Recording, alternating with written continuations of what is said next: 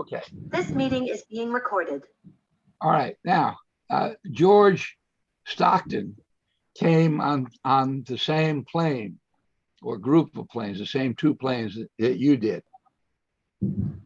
Alan, you were CEO of 351, is that correct? That's correct, yes. Yes.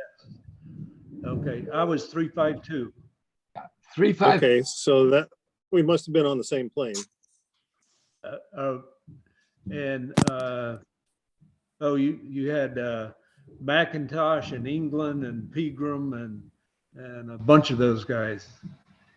Yeah, That's right. and you were you at Hiep with them when the B team moved there? Yes, we were at Hiep, and let's see, we went there in April, I believe, 66. Yeah, and 66. set up at the sugar mill. Yeah. Set up at the sugar mill, and then in November,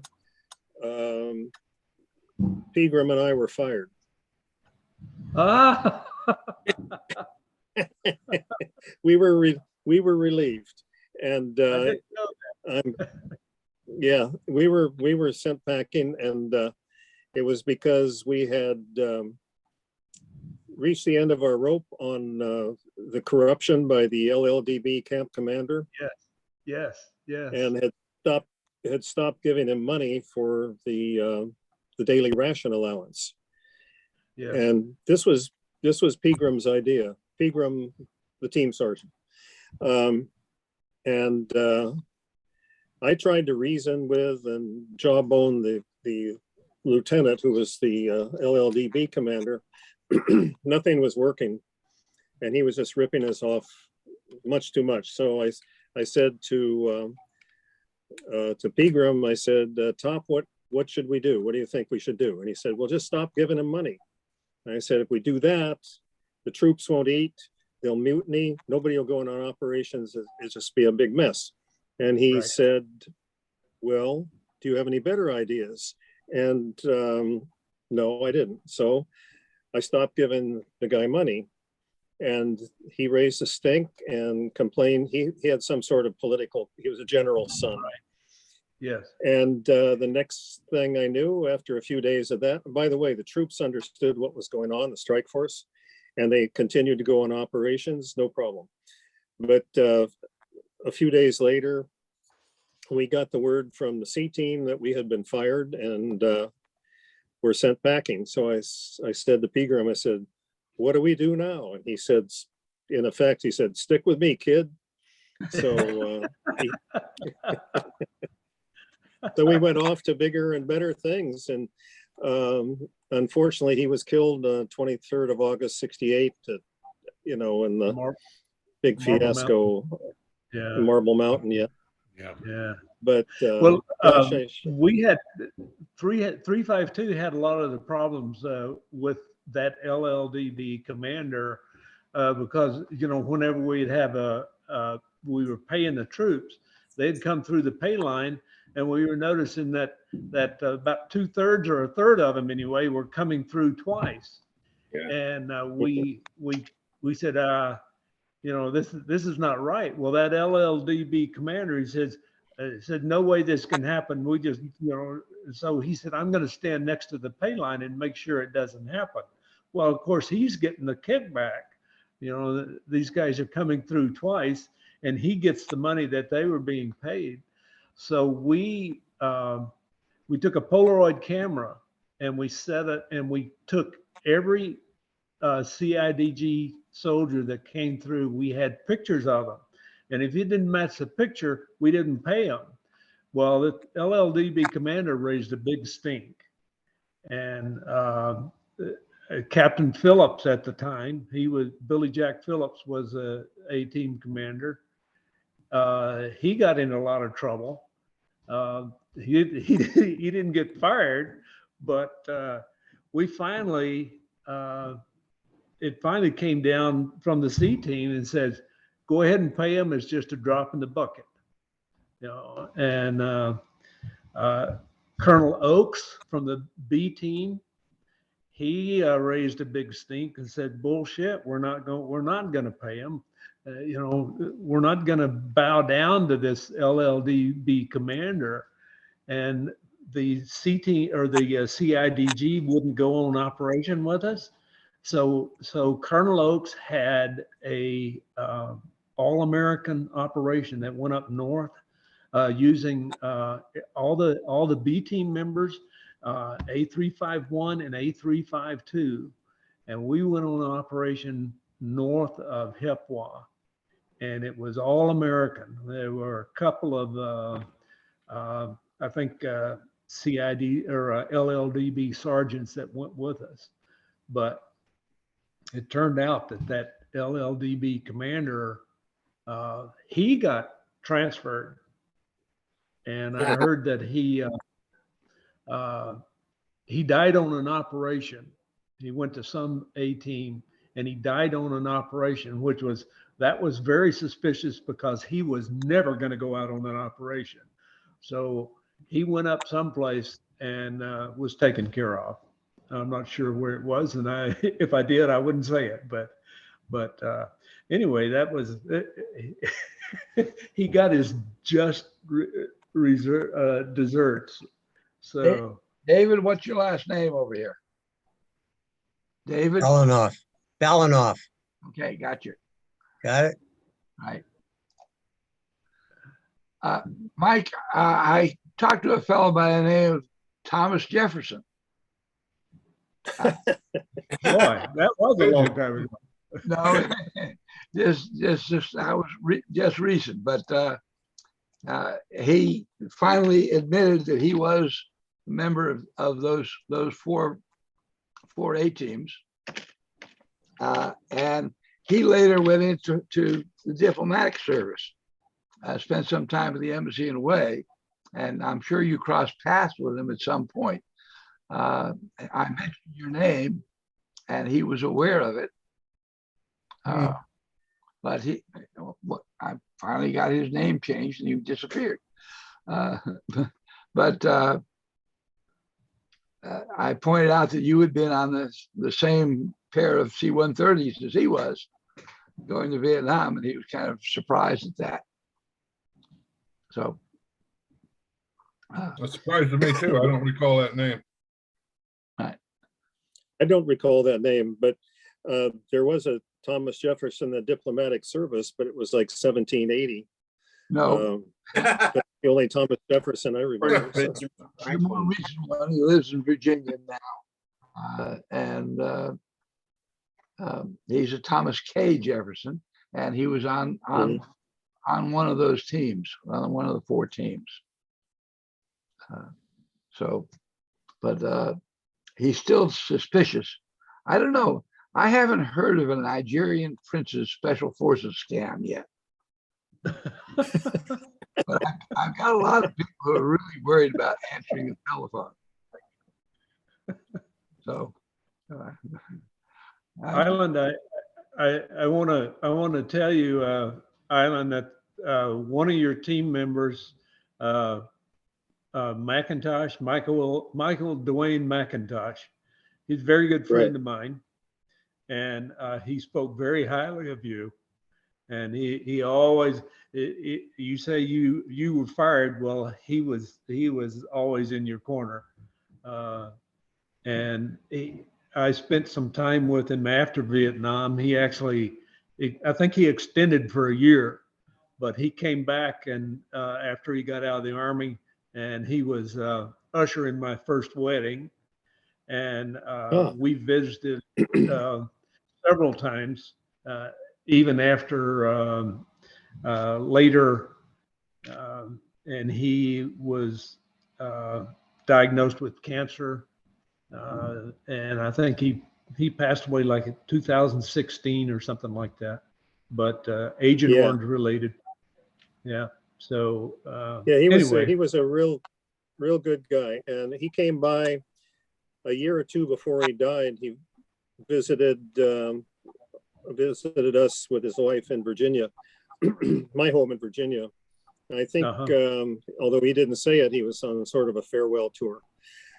I remember one particular memory I have of Mickey McIntosh is we were standing outside a village and there was fire and smoke and stuff going on, and he was standing near me, and his Texas drawl was so pronounced, so slow. Yeah.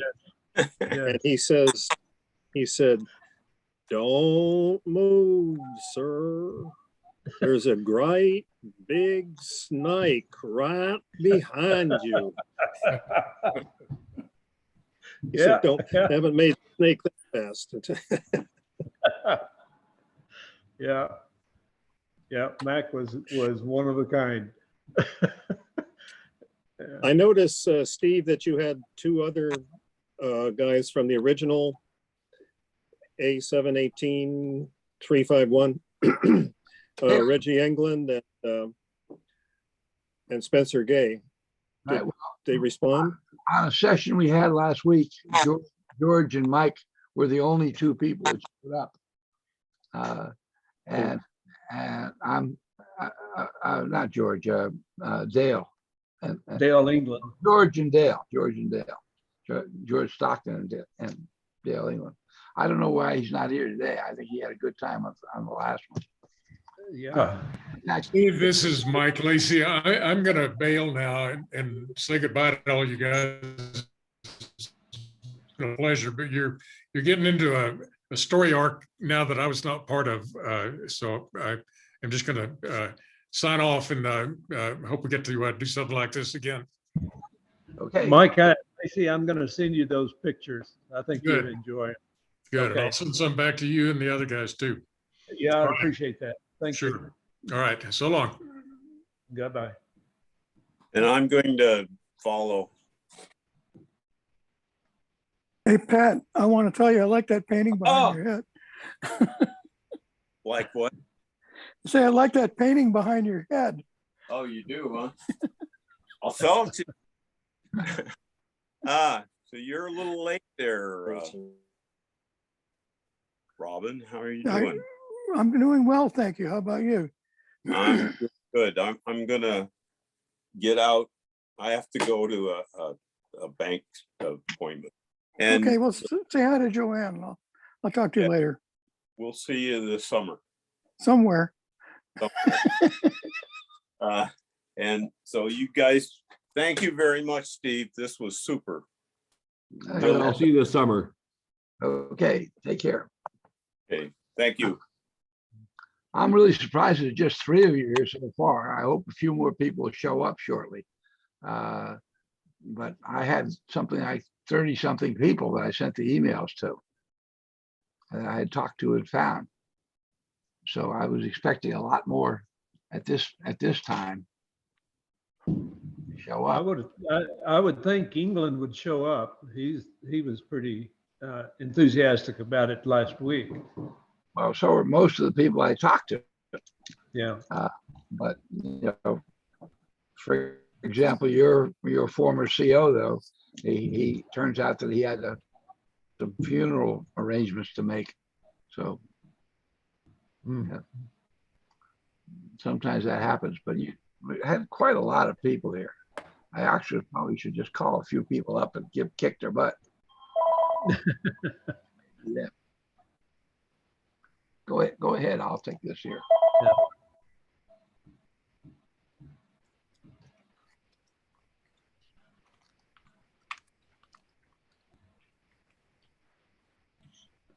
Mike, did you keep track of Dale England? For a while, yes. We were in SOG. We went to SOG. Yeah. And then both in 46 Company at the same time. Okay. So Okay.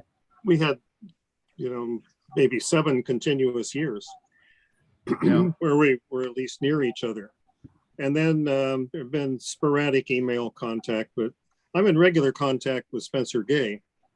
Oh yeah. And I think, Yeah. it's just the 3 of us left that are still upright. Yeah. that's about the way it is with 352. Of course, we lost four guys in NOM, and then Mhm. several of them, of course, McIntosh and James Browder, Bobby Noonan, those guys, Carnegie, they've all passed away. So I've been in touch with Larry Miller, who's our XO. He's still upright and doing well. He just retired last year at 80. He's so took him a long time to retire from. He was worked for a public CPA firm, and when he left after his second tour in Nam, he was during the second tour he was the fire control officer for the 173rd Brigade, and he came home and his son didn't know him, so he said, "Okay, that's it, I'm out of here." So he got out, went Yeah. back to school, got a degree, so worked for accounting firm for a number of years, and just retired. So we've been texting back and forth. When he retired, he said, "I left my computer there, and I'm never going to have another one." And he said that, so he said, "I can't join these sessions," but he does text, so I've been sending him texts. But he and I think, are pretty much the only ones left. I tried to find Joe Cawley, who was on our team, and I had 2 phone numbers from him, but I haven't had any response at all. So I think he was in Nam. I think he was like 30 years old at the time. So I'm not sure if he's still alive. I'm not sure what kind of shape he's in. But He'd- like you say, He'd be pretty mature by now. Yeah. he would be. Yeah. So Well, I was in touch with your team leader for quite a while, but Jack Phillips. Oh yeah. He died in Thailand, I don't know, 6 years ago, 7 years ago, something like that. Okay. I heard rumors that he was still in SF later on, did some stuff in Africa. I never really got in touch with it. No. Okay. That was no, he was always in Thailand. oh, okay. Okay. I would assume he made the Army a career. He did. He left at 20 years, married a Thai lady with 4 kids, settled down there. Oh, wow. Okay.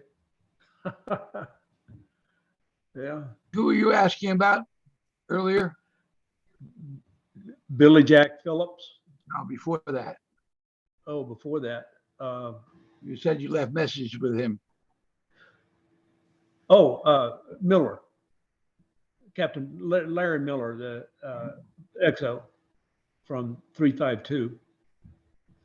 You got me his phone number. He said he doesn't have a computer last week, and I've been texting with him, so talking to him a lot. This one you said you couldn't get hold of. You don't know. Joe Cawley. You gave me 2 phone numbers, and there hasn't been. I got a voice message, but I didn't get any response.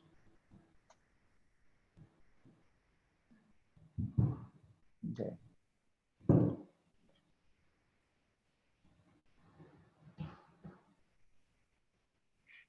Here comes Dale. Oh, there's Dale.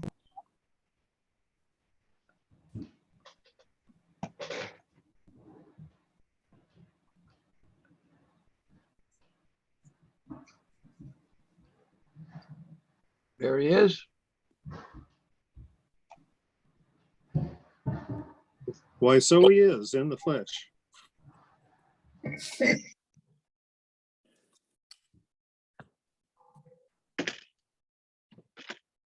Okay, I'm here.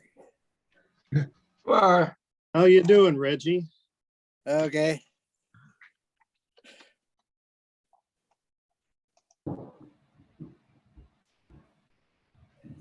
okay, I couldn't get Spencer to answer the phone, Warren Gay to answer the phone, so I don't know what's his problem is. Yeah, okay. But yeah, I've got both of you in the same place. Actually, here's 3 people from the same airplane right now. Yeah, that's right. Right.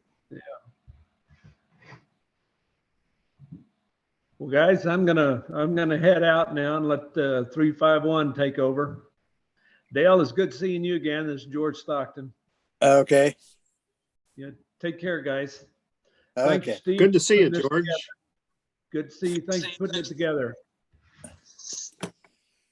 I'm gonna do the same here. 352 Brian Peterson signing off, but Steve, this is a terrific opportunity to catch up with everyone. So I wish you all well. Good seeing you, Brian. Yeah. David, why don't you tell us a little bit about your time over there? I got to A company around, I think it was March 9th, 68, and stayed there for a month or so in the S2. And then they sent me out to out to Dukeway, and I had gone through training at Bragg for the 11F4S Assistant Intel program, and they sent me out to Dukeway A-352 to be the Intel sergeant because they didn't have one.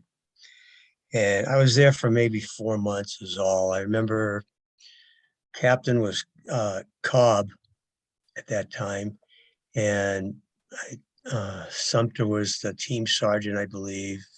Saul Arredondo was there. And I'm not sure about Mike Lake here. If there was a Lake at the team for a short time. I come in January, right about 2 weeks before Tet, and then I left in probably September, October. Then I left country in December. Yeah, I think you were there the same time. Were you a medic or a common? Yeah, I was a medic, and I ran most of my ops with Sumter. Yeah, my first op that I ever ran was with Sumter also. And it wasn't too busy there. We went out on our patrols, but we very rarely made contact on the first one, but didn't have too much in the way of contact. And then trying to remember, somebody was talking about politics earlier. We had a lieutenant, I think Bradley, I'm not sure, tall blonde guy. No, Brad. Captain. Sutter, Bradley Sutter. I remember, He yeah, was- Sutter. Yeah, Sutter was there and he ran into the same issues. He had uncovered a bunch of corruption on the LLDB. And of course, the outcome was the same. He left. So we had a couple other lieutenants, I think Davis and Wunsch. We had a Carlock too, Billy Carlock. He wasn't there when I was there. I left in, I think, June. I was only there 4 months. While I was there, the Mike Force came through and they had run a short operation out in our area around us and Dukeway. And I was all snowed by them. And so I put in a request for transfer and went to the Mike Force down in Long High. I got there about, I think, June. I'm not sure. And I was with 3 Corps Mike Force until following March when I left. But I can't remember all the names. Major Rulin was there and some other guys, but I ran the large operations with them until near the end in November. They were looking for recruits for recon. So I did that, which after being with the battalion out there making noise and everything, and then finally going to recon, it's kind of scared the hell out of you a little bit. But I made it through. But as far as Dukeway goes, I didn't spend a lot of time there. You mentioned Lieutenant Wunsch. Huh? You mentioned Lieutenant Wunsch. Yeah. 1968, I think there was a Paul once in 1969. There was a William Wuensch once. So Yeah, I'm not. I haven't been able to confirm Paul. He used to live here in Houston, but he's it might have been, um, after I'd gone to the Mike Force about a month or two later, about three more team members, the two lieutenants, Winch and Davis, who were not good friends at all. They both ended up down in Long High. One And ended up in Long High. I know that. Davis, I think, was a later guy. I think Davis, I have him in 1970. yeah, well, been a long time. And then we had our weapons sergeant at Duquesne was Gaither. Yeah, Anybody remember that? yeah. I sure Gaither, do. he was a good old guy. He showed up at the Mike Force too. So I guess A-352 was a good, I don't know, prep for going to the Mike Force. But Well, that's where the medic that, Mac, that's all I remember. And he left for the Mike Force too, probably in, maybe February. It's after Ted anyway. yeah, was Cobb there when you were there? Who? I think Cobb, Captain Cobb. Oh, yeah, Cobb was there. Yeah. And then after he left, they brought in some straight leg guy that wasn't even special forces. Remember that? I don't I remember. can't remember his name, but he Can't showed up as our CO. Cobb And was followed by William Smith. What about him? I think was William, Smitty the guy that worked with the artillery? He was not special forces, but he came in and worked with the artillery, and he was attached to us. And Smitty was a real good scrounger. If you remember the movie, he was sure like that. He'd go into Saigon and come back with a lot of stuff. He brought back a minigun. It wasn't all together, but the LLDB and the Viet didn't know it. We put that in front of the commo bunker. And I mean, he came back one time we hadn't had any good food in a while, and he came back with cases of steaks. I don't know how he did it, but he was good at it. And then I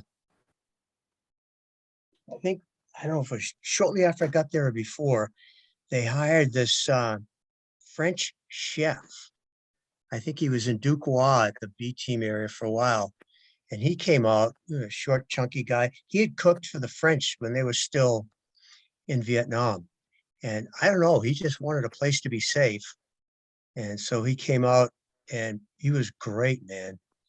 He could cook anything. And we got down to a point where I had one of those great GI cans of Spam, and we couldn't get resupplied for a while. He cooked that for like 6 straight days, 3 times a day, and did it different.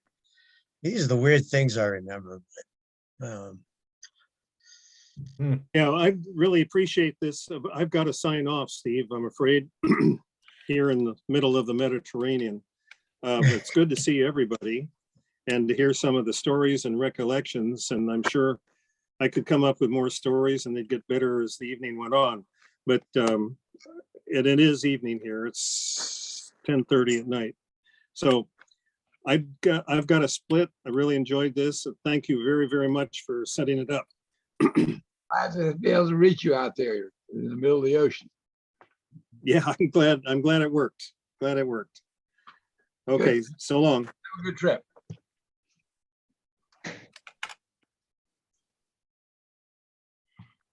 I can give you one other bit of information. When I got there, it was shortly after Trey Coup, which was A-351 at the time, had gotten not overrun, but they had a massive attack and they had hundreds of dead bodies in the wire and stuff. And that's when one of the lieutenants, he was there. I thought it was Davis, but I'm not sure. I don't remember his name. Young blonde guy, but he had gotten a Silver Star at Trey Coup, and then he showed up over there with us. He was our psych officer or something like that. But we had 3 lieutenants for a while, and then Sutter left. We just had the other 2, and that was pretty much it. But Team Sergeant was a hell of a good guy, man.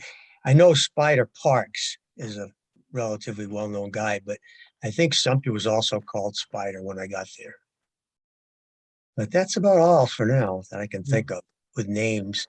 Oh, our commo sergeant, I think I saw a name on the list earlier, Francis Taylor. Yeah, Does I that knew sound right? Francis. I knew Yeah. him. He was our commo guy.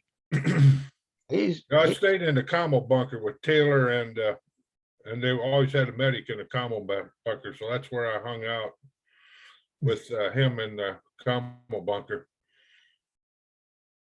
Mm. I don't know why Taylor isn't here, because I spoke with him a while back. Oh, and Blake's another one. Blake was there Blake, for a while. And then he Demo left. guy. Yeah, exactly. Yeah. And then I think after a while it's his turn to go. I mean, D-Rose or go back to the States. But the only other story I can tell you was about football. We were just north of the Mekong in kind of a transition area, and we had a lot of mud in that camp. It was really muddy. And I had a friend of mine send me a football back from back in the States. And I don't know if Mike remembers this, but we got out in that mud and played football, and all of the Vietnamese troops, they were just laughing their butts off. And that's about it. Thank you. Unless you remember that, Mike, I don't know. I don't remember that. I remember it being muddy there when that camp was just being built in January and there was nothing but mud. And one of my side jobs was to sod them berms of the triangle, the star. Yeah. And we sodded them, and about all I could remember was I had an assistant named Wallace, who was a local guy there, and I remember our cook name, and we didn't even have a kitchen back then in January, where her name was Co-C, and we always used to pull her pants down, so she liked that, Yeah. We had those three little boys that were there, the camp kids. Yeah, I You remember the them? camp kids. Yeah, I do, but I can't remember their names, but I remember what you're talking about. Yeah. They could take apart and clean an M16 faster than you could blink. Yeah. Their names are O, Rum, and Dumb. Good bit. Yeah. That's not a joke either. That was, yeah. Yeah. But they were pretty good kids. They were good. Yeah. I know we delivered a lot of kids at that camp, and finally I got tired of it, and I turned most of that stuff over to Wallace over there. He was a good male nurse and everything, and he did most of it. I know on Easter Sunday we delivered a set of twins while we were there, so I remember that. But yeah, You remember hooking up that water tank when the chopper came in? I know I jumped off a container and twisted the hell out of my ankle, and in fact I went up to Coo Chi to have it x-rayed, and of course it was okay, but I felt like I broke it anyway. We had no roads in. Everything was done by helicopter. And That's right. that Chinook would come in every so often and bring us, we had no water of our own. They would bring in that trailer, the water trailer. Yeah, I Yeah. understood you. Remember that now? We had to go outside the camp and Sure then do. unhook it or hook it. And all they ever told us was don't touch the hook. Yeah, And I saw what happened. Somebody did one day and they just got knocked right off the trailer yeah. from the static electricity. And that was fun. Okay. Thank you. Welcome. I'm going to listen.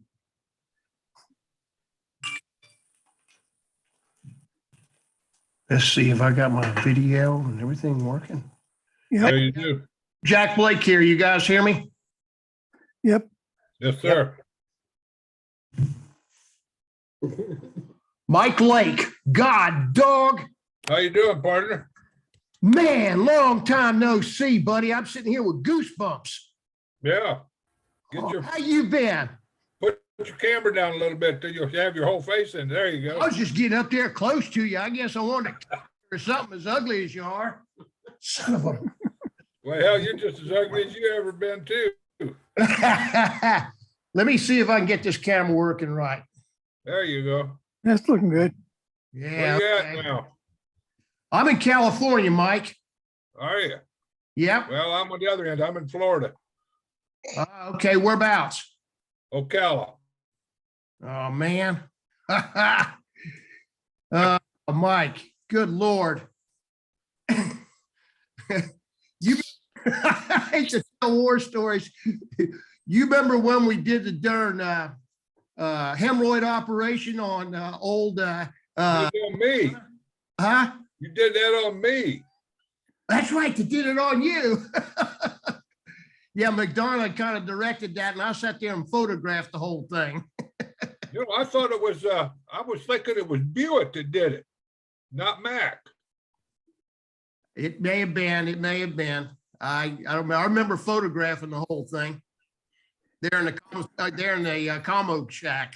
You still got the pictures? I think I do, but they're not quite pictures of your butthole. They were just pictures of the whole thing going on. I think I still have them. So Yeah, if I do, I'll scan them and mail them to you, buddy. do that. Yeah. Son of a gun, you're looking good. Hey, you're looking good too, man. It was good seeing you. I was Yeah. sitting there talking with David over here and was trying to figure out some of the names on that team. And, you know, I can't remember what Mac's first name was. And he was there when I got to camp. His name was Tom. Tom McDonald. And he Yep. was from Boston. They called him Mac. Yep. Yep. And I've always wondered what happened to him. I always tried to get hold of him, but never have been successful. I know Who he are you went to talking the about drug now? places. Jack, who you talking about? Tom McDonough, McDonough. Well, what Yeah. was his job on the team? medic. Medic. For him. His mom always sent him a bottle of Jack Daniels. I don't see his name on the list. Tom McDonough? Yep. He We all went to the Mike Mac. Force. He went to Mike Force, didn't he, Jack? You know, he may have, I don't know. He was Oh, still, yeah, I know he did for sure, but I don't know what happened to him after that. yeah. Yeah.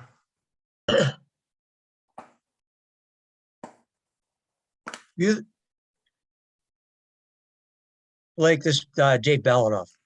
Were you the guitar player? I was. Yeah, I used to play and you had the harmonica attached and everything. I was. I Yeah. was there with you for a few months. At Dookway. Yeah, I was the intel guy. I came in. Ah, I was spec 4 at the time. I got you. I got you.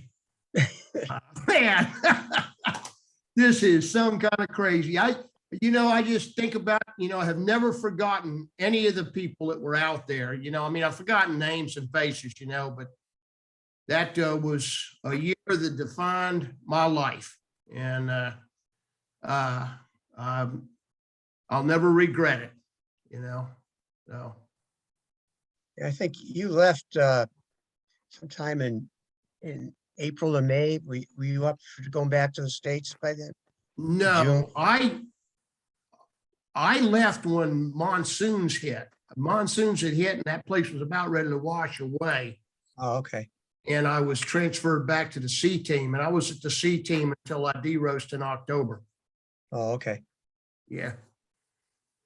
Who was the CEO, the guy they called Rapid Fire back then?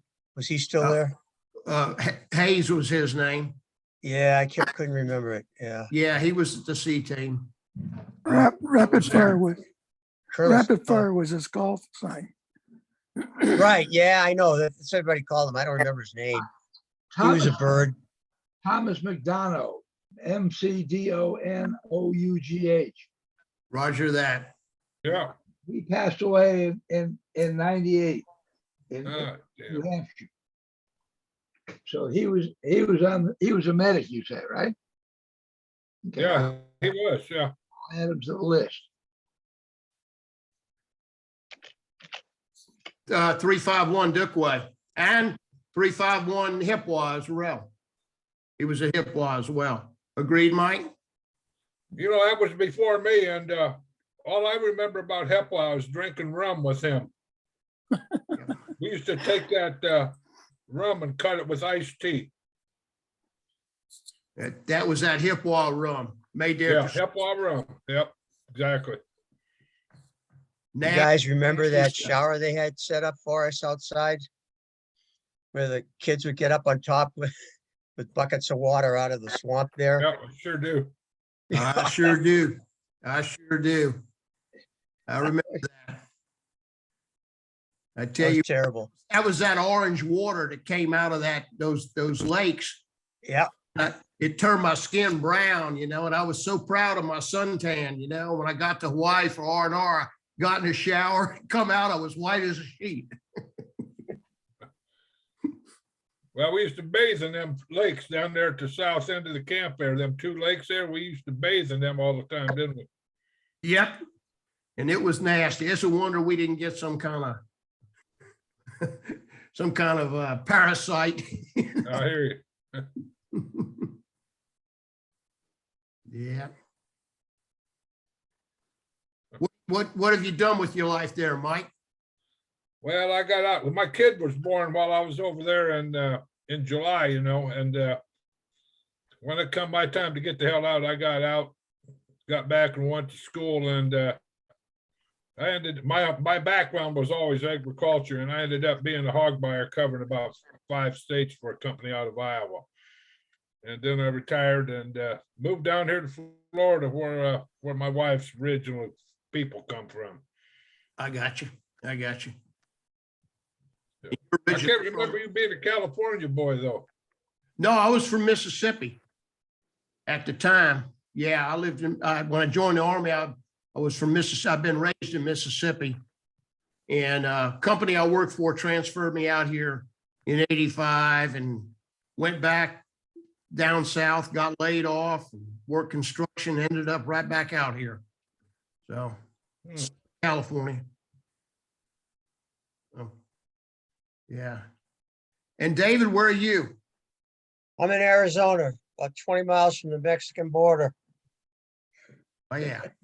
I came out here after I finished school back in '71, got my degree, which was worthless at the time. And when I got back to the university, I didn't know anybody, but I knew how to fall out of an airplane, and they had a parachute club. So I met a lot of people through that. I joined that and I skydived for about 9 years all around the country and wound up in Arizona and been here ever since. Became a fireman, did 29 years with the city of Tucson. Then I went to the police academy and I was a cop for 4 years. Got done with that in '09. Now I just play with horses and cows.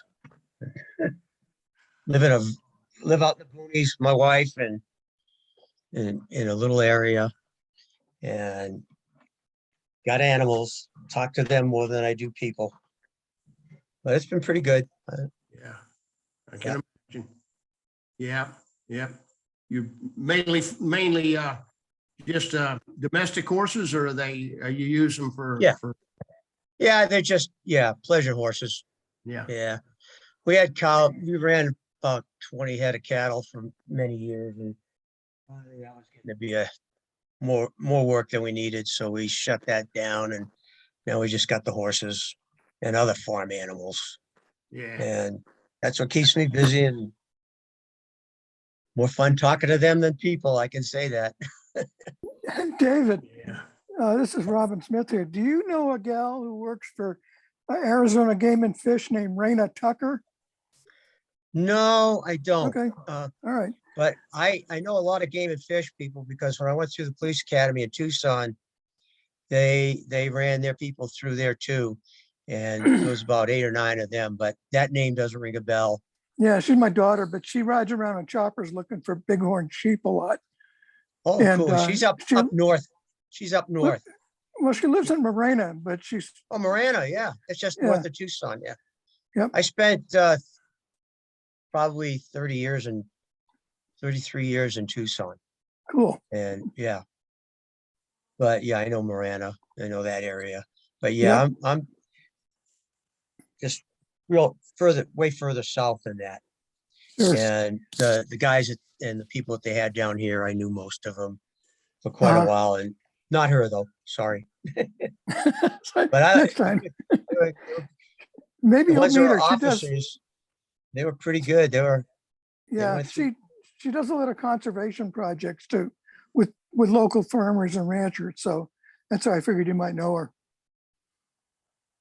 Yeah, it doesn't ring a bell, but that's not to say I haven't run into her, you know? I don't- Yeah, well, next time. Yeah.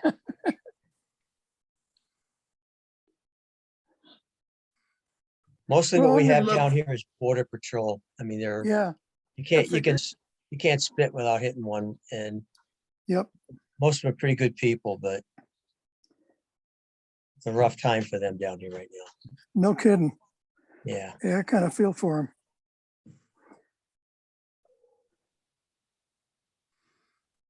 Which team were you on? A-351, A-352, and I went in 353 when Lung Hua went in, and was there for maybe a couple of months. Were you at Treku? I was at Treku and I was at Hiep and Duquois.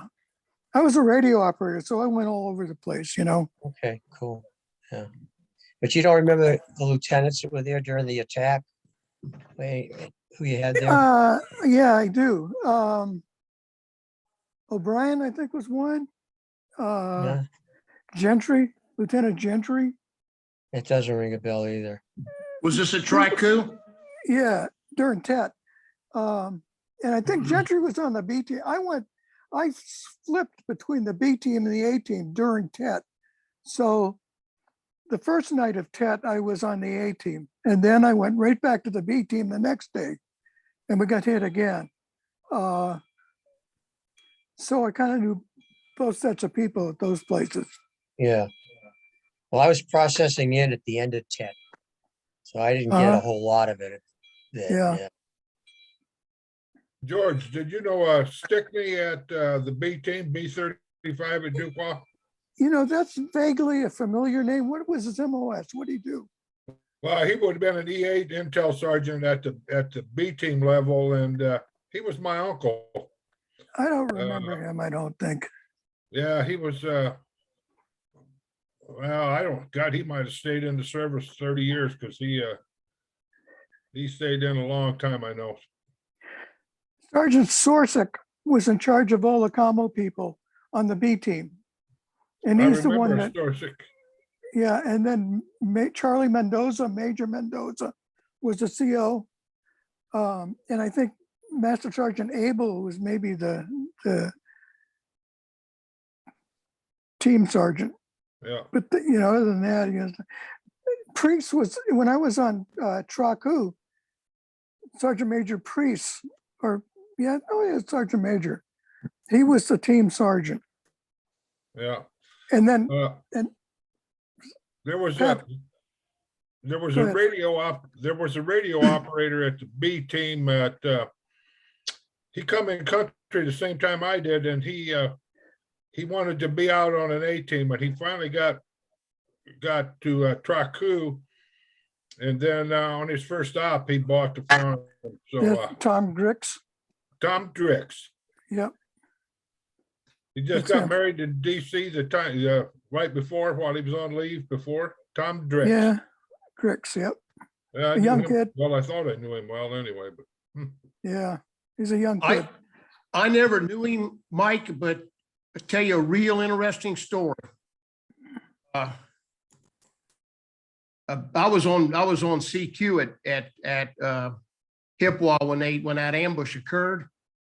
So I never knew Grix. But it's been longer than that. Now, it's been 5 years ago. This guy called me. He says, "Were you in Vietnam with my uncle, Tom Grix?" I said, "No." Wow. I knew who he was. He says, "Well, the family would love to know the details of how he got killed." And it just, I was, humbled. And so I hung up on him. I said, "Give me about 2 or 3 days to think about this and and it started me recalling a lot of memories, but I was able to provide some of the details since I was on CQ that day. I was listening to it all on the radio. And I was able to give that guy a kind of a good rundown, and it made me feel good to be able to give that family some closure. Yeah, that was Yeah. good. Yeah, really was humbling to be able to do it. So, I was just bummed. I really liked him. I kind of trained him, broke him in on the B team and to the combo procedures and stuff. And he went out to the A team and he died right afterwards. And I was just like, God, it's such a nice kid, you know? It was his Yeah. first stop. Well, yeah. Yeah, yeah. First up, yeah, I don't think he'd been on the A team more than a week or two. I'm sure not. Yeah, I knew it was close. Yeah. Big guy. I don't remember much what he looked like. Yeah, he was a big guy because my God, compared to the Sidge out there that we was with, he was 2 foot bigger than most of them. Everybody's bigger than the Sidge. Well, yeah, I know that. Yeah. He was really big. Uh-huh. I remember, Mike, I remember you being a fairly good sized guy, weren't you? Yeah, I was big with him too, but when I went out with Sumter, we was both about the same heights, and yeah, we ran a lot of them together. So Well, I was happy when I went out with Sutter because I was a little guy. And so all I had to do was walk a little hunched over and I looked like the rest of them, but he stuck out with that blonde hair like a sore thumb. yeah, I figured they'll take him before they get to me.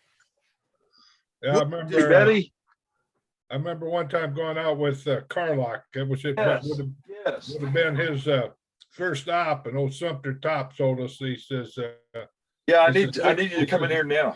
Yeah, he says Lake's running this operation. That's you. So, yeah.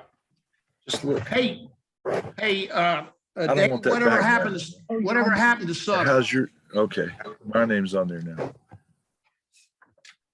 John, Even my welcome to join. There's John Roberts, who was the XO there for a bit of time. Hello, everybody. Hello. Howdy. Hi, Jack. Oh, it is a cruise ship, just like mine. Hey, How can I John, get the, good to see you, buddy. yeah, good to see y'all. I'm gonna go call some more people, so you guys just get on with it there. Hey, David, whatever became of Sutter, do you know? I don't know. When I went off to the Mike Force, that was the last I saw of him. What? Give me the mouse. Okay, you got it on the full screen. Okay. Yeah, I got you on full screen. Let's see. Steve Sherman, Mike Lake. See, were you a medic? yeah. Yeah, I remember working with you and George Smith. That's What was your me. special? I was a radio operator, Radio, combo guy. and David Balanoff. Yeah. What was your role now? I don't I was remember. at Dukeway. I came in as the intel sergeant for a while. It's Intel. Yeah, I was a young guy though. I had gone through at Bragg for assistant intel and they sent me out there. I was just a spec 4 at the time. But Well, I think I was there for about 4 months, maybe 5. yeah, it's kind of like me. I don't remember what anybody did out there. I know that I didn't do much of anything except go on patrols, but around the camp, didn't do much of anything. Now I begin to recognize y'all. Yeah, I recognize you now. Yeah, it's kind of, I'm trying to de-age you a little bit here. Good luck. Good luck with that. Yeah. So what do y'all do now? Are any of you, did you stay in the Army? I'm a I got retired out after college 3 professor. years. Yeah. Sometimes I wish I'd have stayed in, but I didn't. Now, Mike Lake, were you at the B team for a little while, Mike? No, I went from the C team almost straight out to A-351. And so you went to Hiep first, or did you go directly to Dukeway? I went directly to Dukeway.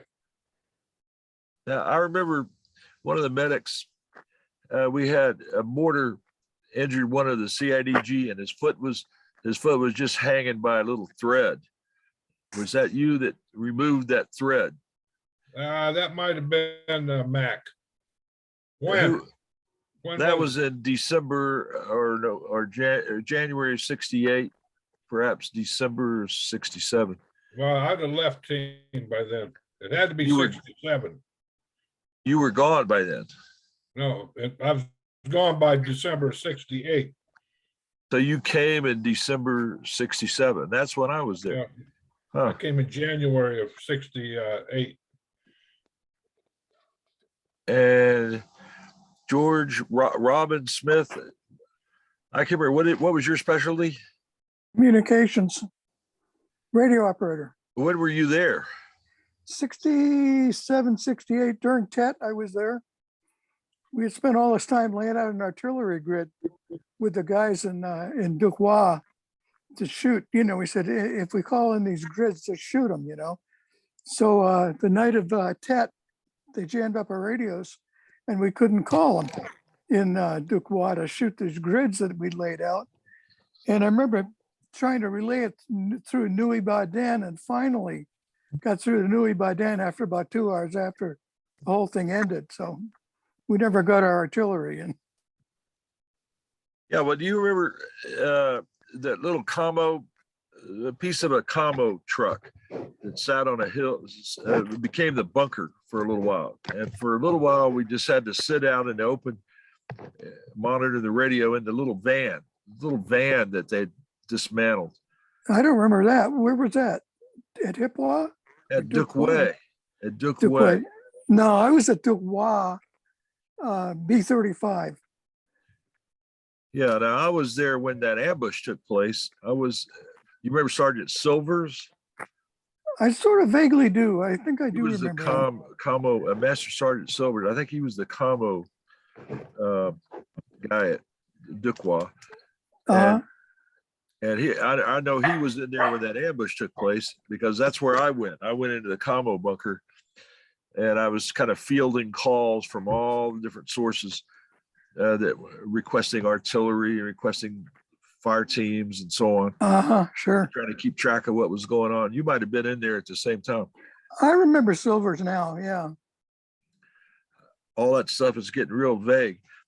Yeah. Tell me about it. Well, I tell you what I did though, and I'll get it to all of y'all. I contacted the National Archives and I got copies of the MOPSUM. Do you remember the MOPSUM, the monthly operations summary? Sure. Pat Clark wrote those. Pardon? Pat Clark, who was a medic, wrote a lot of those because Priest, Master Sergeant Priest, a team sergeant, put him on writing all the MOPSUMs. Well, I got a hold of the MOPSUMs and the reports about that battle of the ambush and the aftermath of the ambush and the official reports. And what I'll do, I'll copy them somehow. They're very long. They're on long paper. That makes it hard to copy them. Yeah, no kidding. But I'll copy them and I'll just email them to all of you. That's great. It's going to be a chore. They're in Austin. I'm in Denton, Texas now. Those papers are in Austin, but it has listed everything that happened around and about that camp for several day period there. And I think it has some names in there. I think Captain Helvin might have written part of this. And part of it was just based on the times and events that I had recorded while I was in there in that comm center. But the rest of it was, I don't know who wrote it. Anyway, Mike, were you there then? Yeah, I went into, because I could type, I went in and did a lot of those mops or probably in February on. I used to go into the B team probably twice a month and do the mops. So there was a guy named Stephen Perry that was doing those things at that time, if I remember right. Steve Perry. I was hoping he'd be on here today. Stephen Perry was the operations officer at the B team, and he knows a lot about. He was also out at Camp Hippwa before it became Duquois. he'd been the XO or the CO, I don't know which. So he knows a lot about that whole area that I don't know about. Don't know anything about it. And I was hoping he'd be on here. Dale, what did you do now? What was your job? I was the intel sergeant on the original team that went into country in April of '66. Oh, ooh, you're way before my time. And we went into Hiep in May of '66 and got overrun there when we was there for less than a month. And then about September, October, I rotated out of there and went over to A-303, the Mobile Guerrilla Force. And I stayed with them until April of '67. And May of '67, when I got shot up. So you were never at Dookway, you were at Hiep, the sugar mill.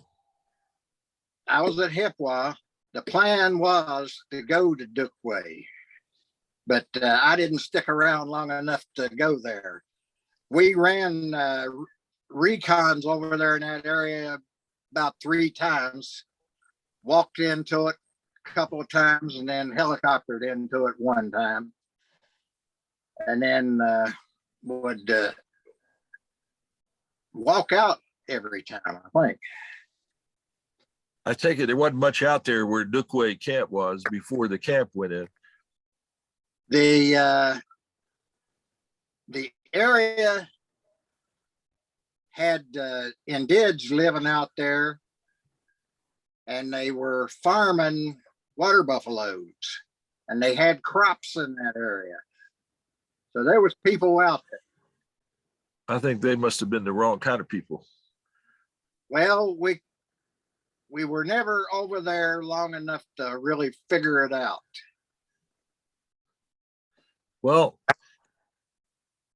if I could get into dig around in the archives, if they sent everything back to the archives like they should have done from the B team, all the stuff that was kept in the file cabinets there at the B team, if all that stuff got sent back to the National Archives like it should have been, there'd be some detailed drawings of that Dookway camp. That camp was designed by the Corps of Engineers, and it was designed.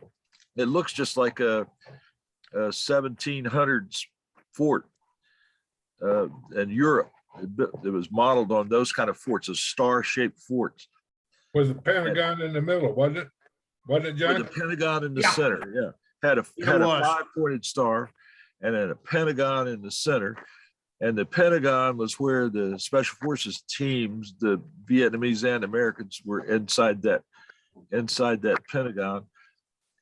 And the commo bunker was in there, the team house, the storeroom, and the LLDB team house, and a kind of a bunker that y'all remember sleeping in that bunker. Somehow we built that bunker out of logs and sandbags and crap, and that was where the team eventually wind up sleeping. But when I first went out there wasn't anything. We just slept on the ground out next to the berm. But I got out there on December the 20th, 1967. That ambush had taken place on the 10th, I believe it was. Or was it the 15th? Now I'm confused about it. Where Tom Grix was killed. Did you all know Tom Grix? I knew Tom. You did know him? I trained him on the B team. When he came in country, I trained him on the B team, how to do the commo thing. And then he went out to the A team and got killed a couple of weeks later. So he was at the B team for a little while. Yeah, not long. Yeah, I thought I'd seen him before. But the people at the B team that were commo people, he kind of stayed in that commo bunker much of the time. Didn't see you that often. Right. And was that before it went to the MAC-V compound? I mean, went from the MAC-V compound over to where the B team was. I think they were building that B team place when I came in country. So we were Camps. on that. Yeah, so we were at MacV compound for a while. You know, that, I think if I remember right, that MacV compound was called Pohl Compound, Pohl compound.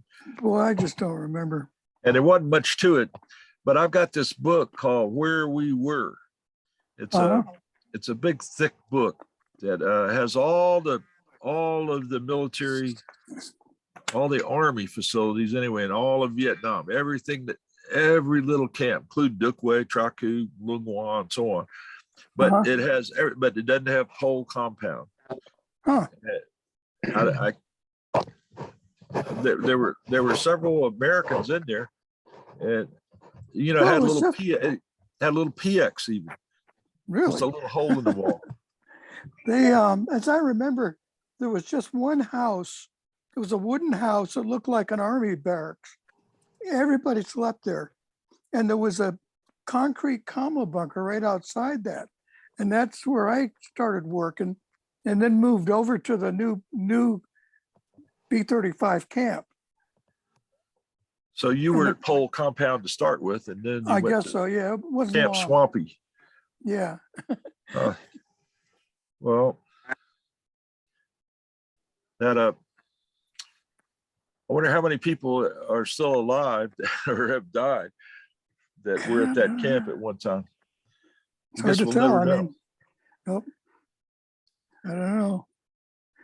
George, tried I to gotta ask you something, George. You were at Traku, correct? Correct. Were you there in April You know, '68? no, I don't think so. Do you know of any other people who were on that team at that Well, time? The only one I remember is Price, who got killed there. Price or Priest? I thought it was Price, but maybe Priest, he was CO. Well, Priest was a CO. Oh, no, Priest was the sergeant, the team sergeant. Yeah. This was a captain. He was, No, I didn't know him, Captain Price. No. okay. The reason I ask is in April, we were on a reaction force on standby for an operation out of Traku. They walked into an ambush, got shot up real bad. They sent us in as a reaction force. And first lieutenant, it was first lieutenant and an E6. I think he was a weapons E6, and he was black. But And that was Roosevelt. His first name was Roosevelt. that's what I'm wanting to find out his Yeah. name, because he had been hit in the shin, and his whole shin was just hanging. His whole bottom part of his leg was just hanging, Jesus. and it was pinned down in the middle of a wide open area. And anyway, we got him out of there and got him medevaced. But you know, a couple of choppers got shot down. One chopper didn't get shot down, but the pilot got killed trying to get him out. And then another one came in, he had got all shot up. And the third one came in after we withdrew, and we got him on there and got him out. And I've always wondered what happened to him, what his name was. It's just haunted me. And if I could find that guy's name, look him up, make sure he's okay, it sure make me feel good. You Okay, know? this is a black sergeant. Was he a medical specialist? I don't know. I wanted to think he was weapons, but he may have been medical, but he was E6. That. He wouldn't have been medical, not there, not at Traku in '68. Okay, yeah, he may have been a weapons, but I don't remember, but he was an E6. Back, There was a what black. date on that again? Say again, Steve? Got a date on that? April 1st, 1968. Okay. Remember it well.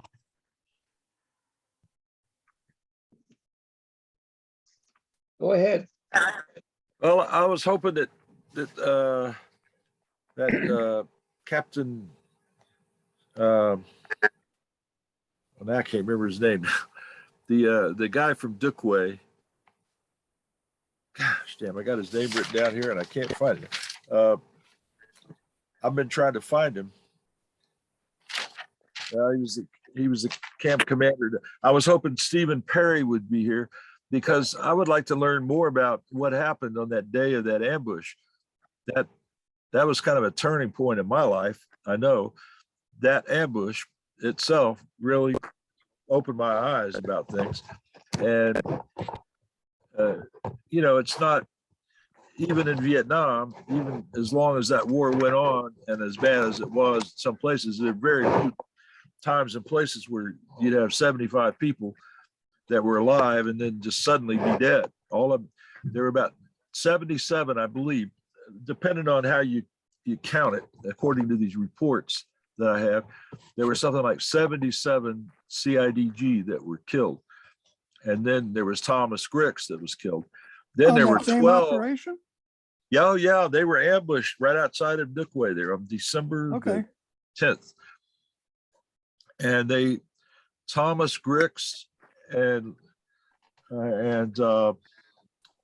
Lieutenant Gerald Bolton went out together on a patrol that was supposed to locate the firing positions from which Dookway had been fired at the night before. Uh-huh. And they went out, they swung out to the north of the camp, then to the west, and then a little to the south till they were about even latitude wise with the camp. And they found the recoilless rifle rounds in some places where a mortar had been situated. And they then started to move, and they were all killed right then. And I believe Jack Blake was talking with Sergeant Grix at the time he was killed.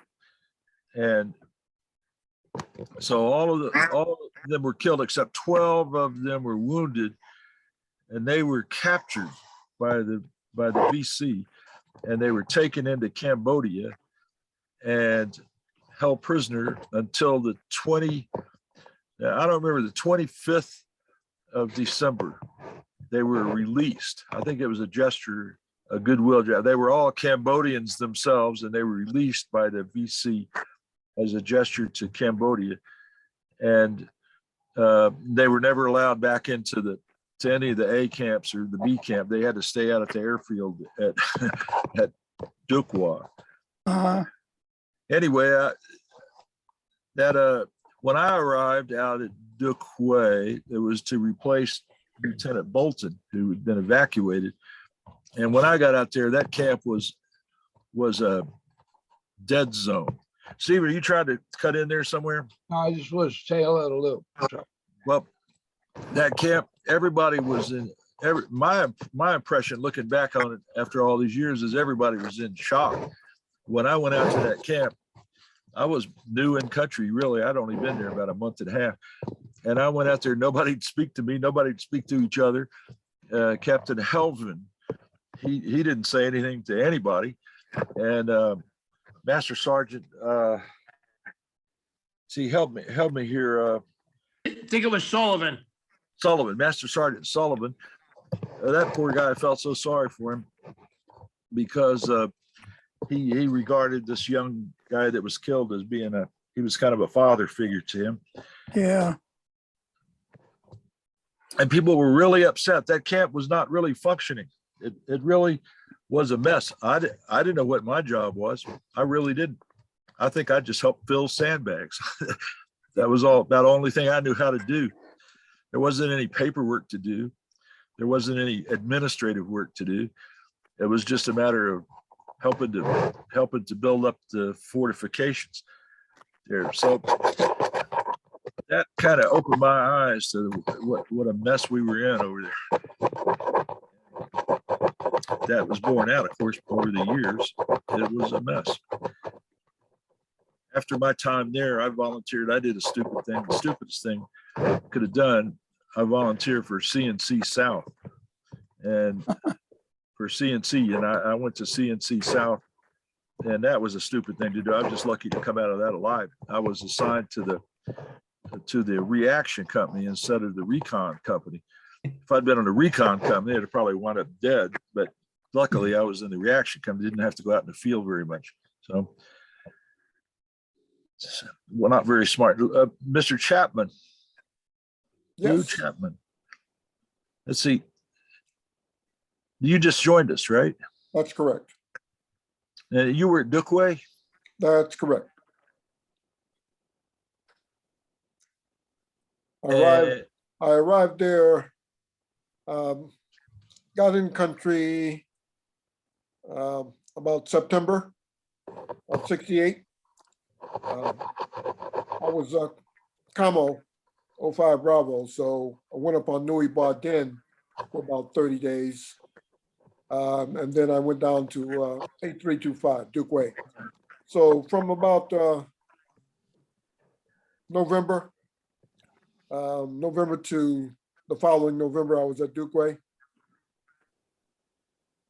Well, that was a miserable experience, I'm sure. No, it was wonderful. I mean, there was sun every day. You know, you had all these interesting people that you were living there with, you know, and they had their family there, and then I mean, you know, it was just Chicken feathers and duck feathers. you couldn't ask flying for around anything everywhere. better for, you know, for a year's vacation, you know. Yeah. Well, I've got a lot of photos I took out there. God, I just can't. I got to dig around. It's like a archaeological dig here in my house to find my photos and everything. But someday I'll get them all together and get them on a disc and send everybody what I've got. When were you there? I was there from December '67. And I was there twice, from December until sometime in March after Tet attack began. And then I was there again. I don't know when, something like May to, I don't know, somewhere August. And then I went to Traku. I got in some trouble with the LLDB there. And so I got, for my own safety, I was removed to go to Traku, which was a lot better camp in my view. It was well organized, and the LLDB there was actually trying to work with the Americans, whereas Daiwi Look was just he was of the old school of the President's Guard when the Special Forces LLDB were nothing but Noden Jim's personal bodyguard. What time period were you at 326? Pardon me? Traku. Traku, that was in late '68. Late '68? Until about November, mid-November, December. Were you there when Murphy was killed? I don't think so. I don't remember anybody being killed. On 05 Bravo, went on an operation. We had met up at the B team. Nice guy. He was less than 30 days.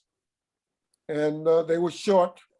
Well, a man going out, you know, on operation, you know, two men go out with the LLDB and the CIDG. And he went out and they got ambushed and he got hit and they couldn't get to him in a timely manner. And he died. Died out in the field? Named Murphy. Well, he died out in the field. He didn't even make it to Kuchi. Yeah, he died out in the field. Yeah. What was his name? I'm going to look that up. Murphy. Murphy? Yeah. And Steve, he's listed on the on that database you provided. What was his job? 05 Bravo. Say again? 05 Bravo. Camo.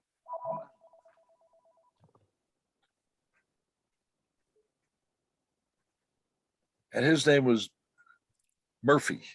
Yeah. I'm going to look him up on that list of all the casualties. You know, you can't go to the National Archives now and get a list of the casualties. Have you ever been able to do that, Stephen Sherman? That used to be you could get that CCAF, whatever it was called, the combined casualty list. Now you can't get it. You have to know the name of somebody you're looking for and you enter that, and then it'll tell you where the person was killed and a little bit of stuff, but it's pretty sorry, really. They should release that that whole list to everybody. You know, in December of '68, were you still in country then? I was. At But I was- Taku? That was about the time I left Traku, and I went up to B-32 and went on leave before I went to CNC South. Oh, okay. Basically, I went on leave. We got a message down from C-Team. Yeah, it was just around Christmas of '68. We got a message saying, burn everything with your names on it. We had been getting 122s and mortars every night, twice a night. And we felt that, you know, something was getting ready to happen. And so C-Team sent a message, said, burn everything with your name on it. We've got info that they're gonna come across and hit you guys. So we did that, and then the next thing we knew, a company of the 82nd came out to support us. I think it was the 82nd. Yeah, I believe it was the 82nd. And they came out and we took them on a tour of the AO. And when we got up to the border, as a matter of fact, I wasn't on that particular operation on that particular day. My bunker mate, who was the senior medic at the camp at the time, John, what's John's last name? It'll come to me. But anyway, so John was out with him, and John told him, look, out here on the border, be prepared, because it was NBA. I mean, you know, we didn't see black pajama folks coming through the AO. Very rarely did we see that. And if we did, they weren't armed. So they were workers. So we could see them fall off of formation from our tower. I mean, that's how clear. Well, you were at Duke Way, you know, you could see right from the tower all the way out to the border. And so by that time, they had started to build up. I mean, they had structures there, wooden structures right on the other side of the border. And so they were told, you know, if you're going to be out here, be on guard. And they set out ambushes that first night. Their ambushes were ambushed at 10 meters. Contact was made at 10 meters. And they had to back off of that. They had to back away from the border. You know, it was interesting because their CO said, well, you know, when we were telling them about the AO and and the NBA, he said, well, you know, we're an American outfit. You know, we're American troops here. Okay, but you go up on the border, and they don't give a damn who you are up there. Those NBA will definitely attack, and so that's what happened. That was interesting. But anyway, it prevented the attack. Although we did get aircraft coming in, really interesting. Two engine plane flying right out of right from west of, you know, Duke Way west, coming across the border, and we could see it coming. And so we're like, well, you know, is this one of ours? Is this the agency? So we didn't immediately try to shoot it down or anything because we didn't know. So I immediately got on the horn and you know, sent a message up to B team and to C team, explaining what it was. And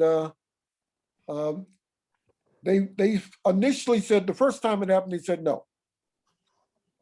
And then sometime thereafter, we got another message down that says, yeah, you can go ahead and shoot at it. Well, in the interim of that, between that and the second time it came over, and it just, slowly flew around the camp. So we knew they were taking pictures. The next thing that happened, a PT-76, the amphibious tank, the NBA amphibious tank, the Russian amphibious tank. We started getting shots from it. And the guys up at, well, I don't know about so much Traku, but some of the other guys at the other camps started to tease us because they're saying, oh, you got this phantom tank. Duke Wade's getting shot at by a tank, da da da da da da da da. Well, one day when the tank came across the border and started shooting at us, it just so happened to be at a time when a FAC from Kuchi, being at either Traku or Duke Wade, we would get support from Kuchi. And so there was a FAC that had come into the AO and gotten permission to be in the AO and was out flying out by the border as they do. They're looking for some action with their little rockets and stuff. But they saw him as he was going back across the border and going back into a pond on the other side of the border to Cambodia. So that's how we got confirmation that, yeah, it was a PT-76 shooting at us.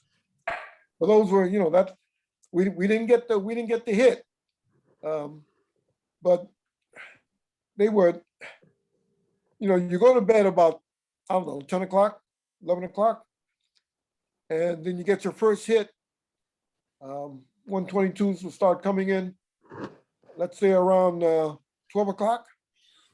And so you get up and you respond, you go to your positions and you respond.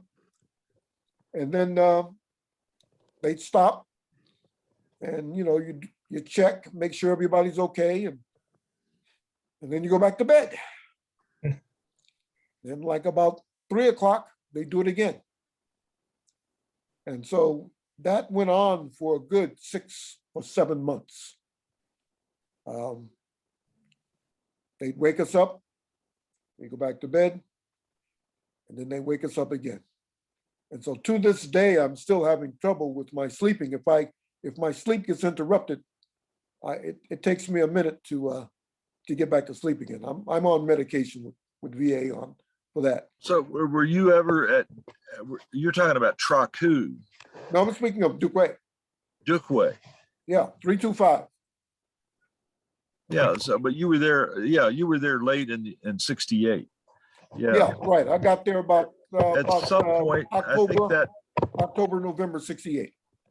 the way I understand it, at some point that camp was turned over to the Vietnamese Rangers. Yeah, that was in 70 when they was closing down all the camps. They were beginning to close them down. But Yeah, when there they was, started closing down. in the meantime, the Navy had something out there. I wasn't there, so I don't know anything about it. But somehow the Navy had came in 68, late 68 or 69, and they went out and built a little runway there. So I understand. Yeah. They came and helped us put in another runway. I can't imagine a runway being there. I know there was an empty field there right by the star-shaped fort where one of the sergeants, there's a Sergeant Taylor, I think it is, Sergeant Francis Taylor.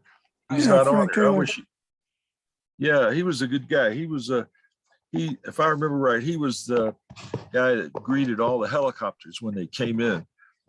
And he would go out, these Chinooks would come in and drop off their supplies, and he'd go out there and at great risk because you get shocked if you don't grab it. This was, the Seabees built that for us. But this was before that. That was that field out there where Sergeant Taylor, I believe that was him, Sergeant Francis Taylor. Frank Taylor, he would greet these Chinooks. They never would land. They would just drop their loads off there. And he was running around in that field trying to show them where to drop them. And that field had a lot of old little pits with punji stakes down in them. They had all rotted away by the time we were there. I don't know who had who had put them in there, but they had, these old punji sticks were all rotten. But he still had to run around and risk falling in one of those holes and injuring himself. He never did, but he had to run and dodge to keep that from happening. Do any of y'all remember that in about February, end of February, a new person was sent out to Dookway from the B team? I don't know who he was. I don't know what his specialty was or anything about him. He came in, I don't know where I was. I was either out in the field. I was somewhere around the camp, but wasn't paying any attention. A helicopter brought him out. And the first thing they did, they put him back on the same helicopter to take him, to show him around the area, and a visual reconnaissance, I believe we called it, Oh, a VR. yes. And so he went out, this new guy went out, I guess with one of the people who'd been in the camp for a while. I was And- on that chopper. Who's that? Yeah, Dave Balanoff. Yeah, That I was- remember that. I was on the helicopter with him, sitting next to him. And Yeah, that's when the round kind of just, the AK just kind of flopped in yeah. and kind of went under the skin on his head. But he wasn't hurt bad. He remember wasn't, that. well, I wondered because I never saw him. He was taken to Kuchi. Never saw him. He never, never. Yeah, I never remember heard that. another- So you think he survived that wound then? Yeah, the bullet, it just was at the end of its trajectory and it just came in through the side of the Huey and it just kind of lobbed right under the skin on the side of his head. He really wasn't even sure for a second. Oh, there's the map. Yeah. Oh, by the way, that map has Dookway the wrong place. The camp was really right here. The center of the camp would have been right about where the little arrow is. That circle needs to be moved over. Where? Right. Do you see my arrow? I can't see your eye. I see my cursor. Okay. Okay, where the hand is, that was the very center of the camp. There's a little, looks like a little lake or something over here. That little lake. Yeah. Yeah, The- there was a lake the beside, north- yeah. The north There was point a of lake the outside the wire. It was right there. Yeah, the northernmost point of that star stuck out into that little projection in the lake. That was where the star began at the north end, and it took up most of that white, that area there that no buildings around. Of course, there weren't any buildings of any kind when we were out there. And there was a little triangle-shaped fort that was down here. I don't know, you can't see my arrow, but it was down there where you got Dookway marked. Somebody marked Dookway. There was a little triangular shaped fort. I think we just called it the French fort. It's Don Bent. That's what Don Bent means, is a little fort. And the Don Bent was a little triangle fort that had been there long before Dookway camp was there. But as far as I remember, nobody ever went near it because we were afraid it had booby traps or mines or something around it. So all of us avoided. When the patrols came and went, they went around one side or the other. They never went through that camp.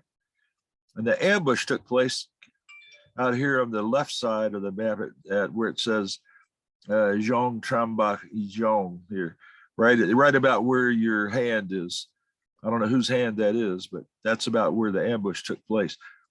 But that patrol had gone out to the north, up here in the north, and had gone around in an arc like that. So I understand.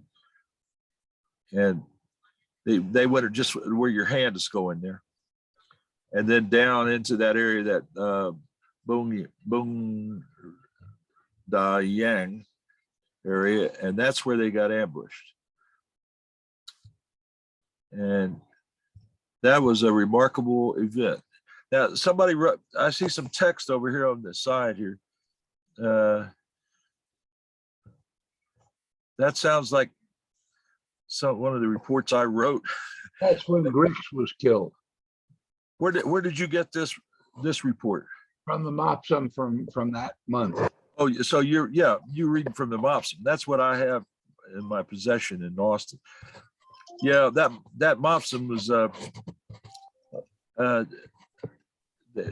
whoever wrote it attempted to sort of minimize. At first they reported that 30 something were killed and 45 missing, but they weren't missing, they were all dead. all of those men were dead except for the 12 that were captured. And that was a terrible event. What year was this? That was on December the 10th, 1967. Oh, okay.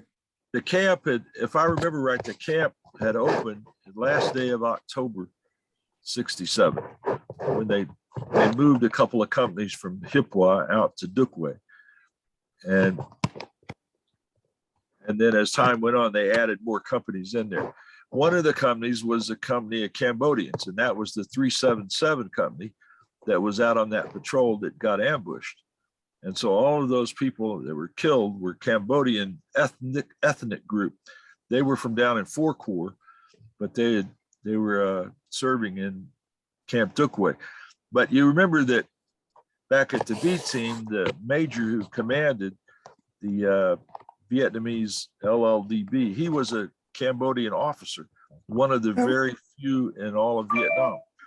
His name was Tuta Tien. Tac Tien, yeah, Tac Tien, THACHTHIEN, Tuta Right. Tac Tien. Kind of alliterative, Tuta Tac Tien. Yeah, he seemed like a nice guy. Anyway, good. When I got there, in I don't know, October, November '68, there were KKK at the camp. Khmer, Kampuchea, Chrome. Uh-huh. The B team had Commissary. Commissary, yeah. Commissary, okay, Yeah, Commissary. commissary. They were free, that means free Cambodians. And so our team, and then I learned later on, they did, they did well. I mean, they adopted me as a honorary member of the KKK. They made me a KKK flag and put a big white number 1 underneath the KKK. I don't know if you ever saw their battle flag. It was a red, white, and blue flag that they wore around their neck with KKK on it in big white letters. And so they put the number 1 under that KKK for me, and I had to wear it when I went out on operations with them, which I was happy about that, but I also knew that the LLDB and the CIDG weren't too particularly happy that I was wearing that KKK flag around my neck. No, they weren't too popular with the LLDB. John, I have a question for you. Dave Belanoff. I think I was talking about you had problems with the LLDB. You found their corruption and stuff. And then when the whole thing went through, you were the XO of the team, right? And you got removed.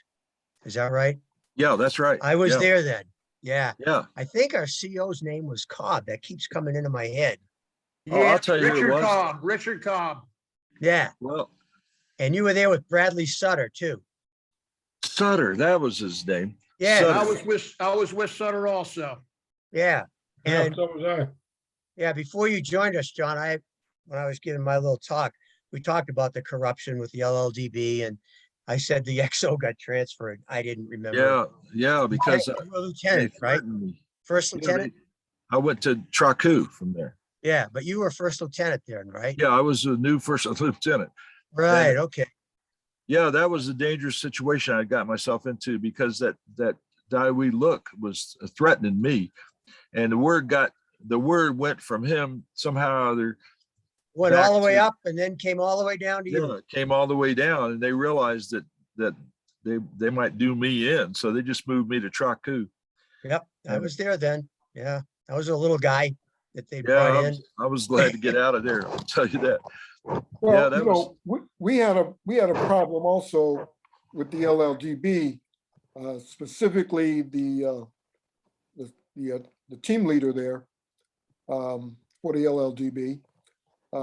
As you know, we provided the money, monthly pay, and we give it to the LLDB, and they would actually make the pay.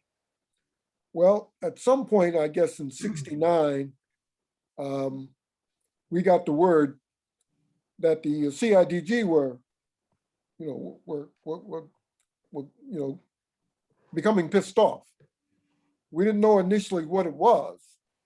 And then finally, our intel came back that they were getting shortchanged on their pay. And so come to find out that the LLDB team sergeant was shorting them. So we said, okay, here's what we're going to do. We're going to create our own supermarket. We're going to bring the food in and we're going to make the pay. And so we took the payment away from the LLDB. And when that happened, the word came back to us that the team sergeant had put the word out in the camp among the CIDG that if there were any VC there, it was okay for them to take a pot shot at us. And up until that time, we didn't wear our weapons when we were in camp. We didn't go about our business within the camp with weapons. But from that point on, we had at the very minimum, have our sidearm, with us. And it just was a strange time that, now within our own camp, the damn LLDB is telling VC it's okay to take a shot at us. I mean, so that's the kind of stuff we had with the LLDB. Now we also had I shouldn't say my partner and I on operations, Darrell Lynn. I don't know if any of you guys know Lynn, but Lynn was my partner, and he was the team leader. I'm not team leader. I'm sorry. He was the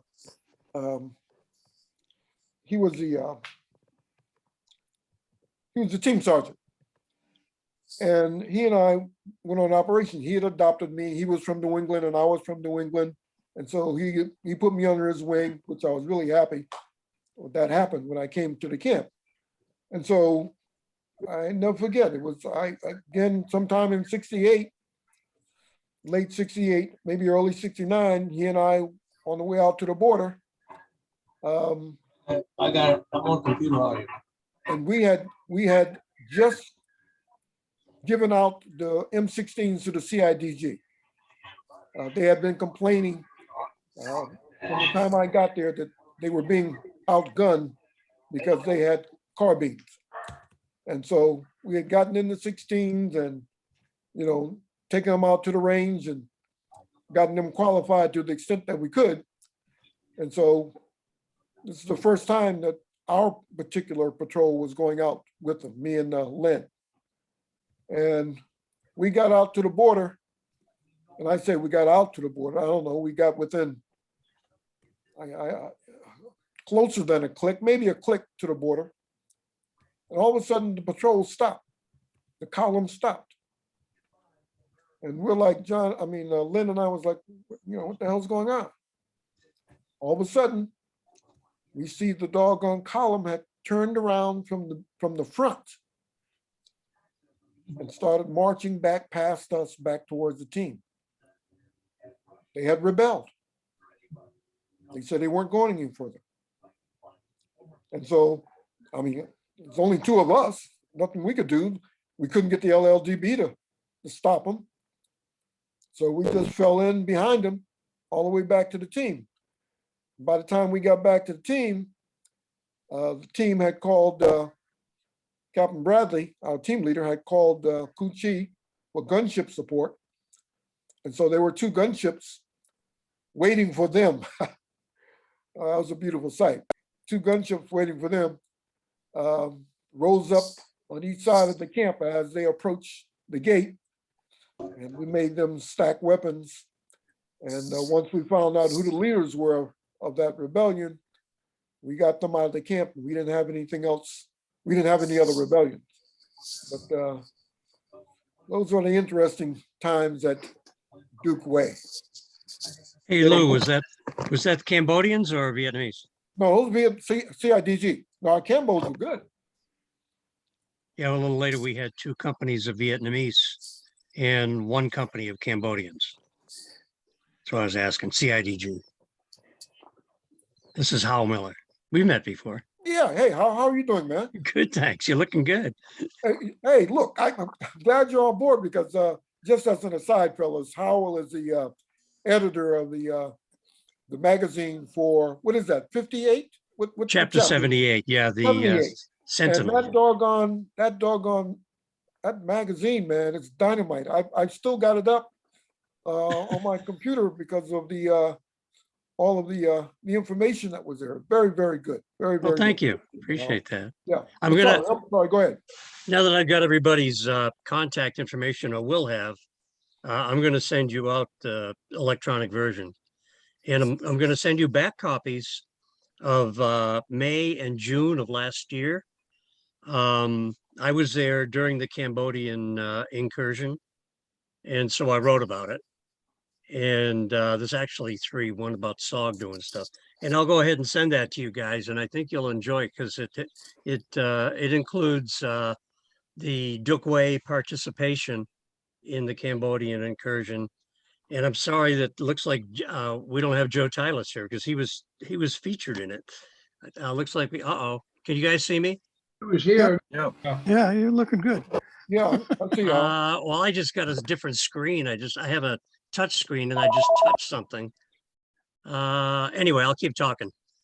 So anyway, so the one chapter of that is about what we did. And the next one was about the broader picture of, who did what and what SF participation was and CIDG.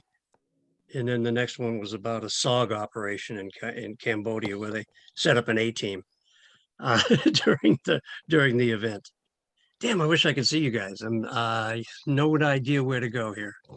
So were you out there and what was it, May or April 70 when the Cambodian invasion took place? Okay, so in April, the end of April, the Arvin and whoever they had with them swept through the Parrot's Peak coming from the south. And then there was another incursion from the north, from Tane Inside, north of the Angels Wing. So after they had cleared through, then we hella assaulted, if you will. And we took over and we went to, you guys, I don't know if you heard while you were there of Batu. We were actually able to see that from the tower. So we went in and we occupied Batu and stirred some stuff up there. And we found a whole shitload of, weapons and stuff.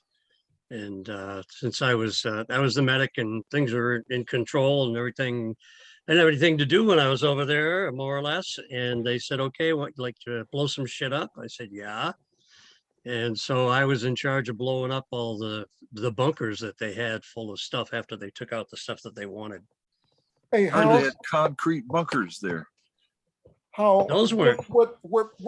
Where did the incursion go across at? Was it up by Khartoum or was it No. below that between Khartoum and Traku? I mean, just at what point did that incursion take place? Okay, so it actually occurred across the whole arc and from the bottom of two corps, the whole arc around Tane In. And they actually came in from the southern part of that too. It was all of the Cambodian border. There was different things happening. The Navy got involved. There was a lot of things. Okay, and you should read the article, and it kind of explains it. It's got good map and diagrams and stuff. But at the end of April is when the Vietnamese went through by themselves, and then starting on the 1st of June, different units at different times went into different places along the border. The leg units, and including an airborne, 1 or 2 airborne units. And then there was a number of A camps that were involved, and CIDG attached to the leg units, or the main line units, I should say. But we just went in to with a contingent from Traku. We had a 2-camp operation at and around Batu, Cambodia. We secured the area, blew stuff up. We had a significant engagement with, I guess they were NVA at the beginning of that. But once that was over with, then we were just kind of hanging around and So what finding were stuff. you, what unit were you in at that time? I was with A-325. I was a junior medic. Oh, it was still there. I'm surprised. I thought Well, it had been disestablished. Well, like he was asking, and Lou mentioned, it was in December that the camp got turned over to the Vietnamese, the CIDG new thing. It was the Rangers, border Rangers, I think they called them. So they were training them on different things for them to take over the camp when I left in September of 70. And in December, they turned it over. Hey, Howard, Yes. when I was at Dukway in 68, there was a lot of talk about POWs being held at Batu. Did you guys ever see any kind of evidence of that?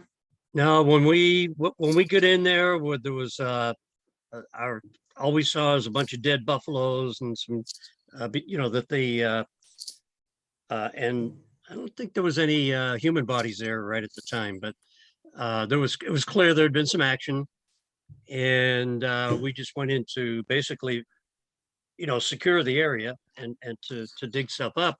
However, the NVA didn't particularly appreciate that, so they came back and gave us a nice welcome. Anyway, So how, Batu, where was that relative to? the okay. BT? Where was Picture the Batu relative Parrot's to Beak. B-32, or relative to Khartoum? Where was that? Where was the location relative? Let's say to Khartoum, 322. No, I don't know. I don't know where that Zoom was. was up north in the fish hook. Okay, The all right. Batu was due west of the camp of Dukway. Exactly. Okay, so the Parrot's Beak, Right. and then on that map you had there, I couldn't quite make it out, but the Parrot's Beak. Okay, so you got the Parrot's Beak coming down here, and then up here was the Angel's Wing, and our camp was right about right there. So it was actually on the Parrot's Beak part.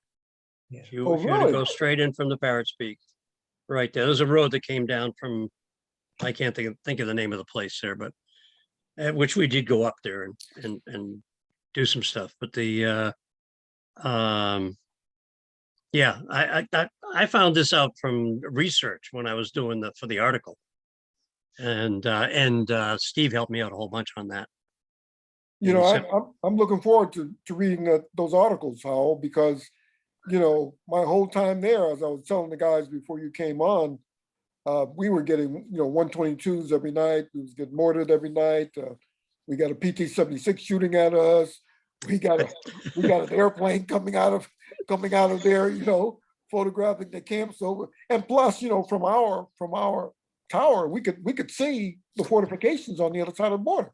You go up in the tower, you can see them actually fall out for formation. Exactly, I remember that. Yeah. So we were always I was always very interested in what was found when you guys went over this. So Sure, yeah, it was just like a strip village, just houses on each side of this one road going through. And I remember this one place we stopped at had this huge well, a big square well about 10 feet on each side. And we got there just before the rainy season started, and that thing had been pretty empty, and it filled up when the rainy season started, went up about 8 feet. I remember that. But there were some houses. There was what do we got here? Oh, that's a dog's face there. Okay, Tinyan. Got to go south a little more. Oh, that's a dog's face. Yeah, exactly. Go down south a little. That's right. That's This is something I learned doing my research, that's what the dog's face was. Yeah, a little south, a little more still. Tinyan was what? What was Tinyan? 832 what?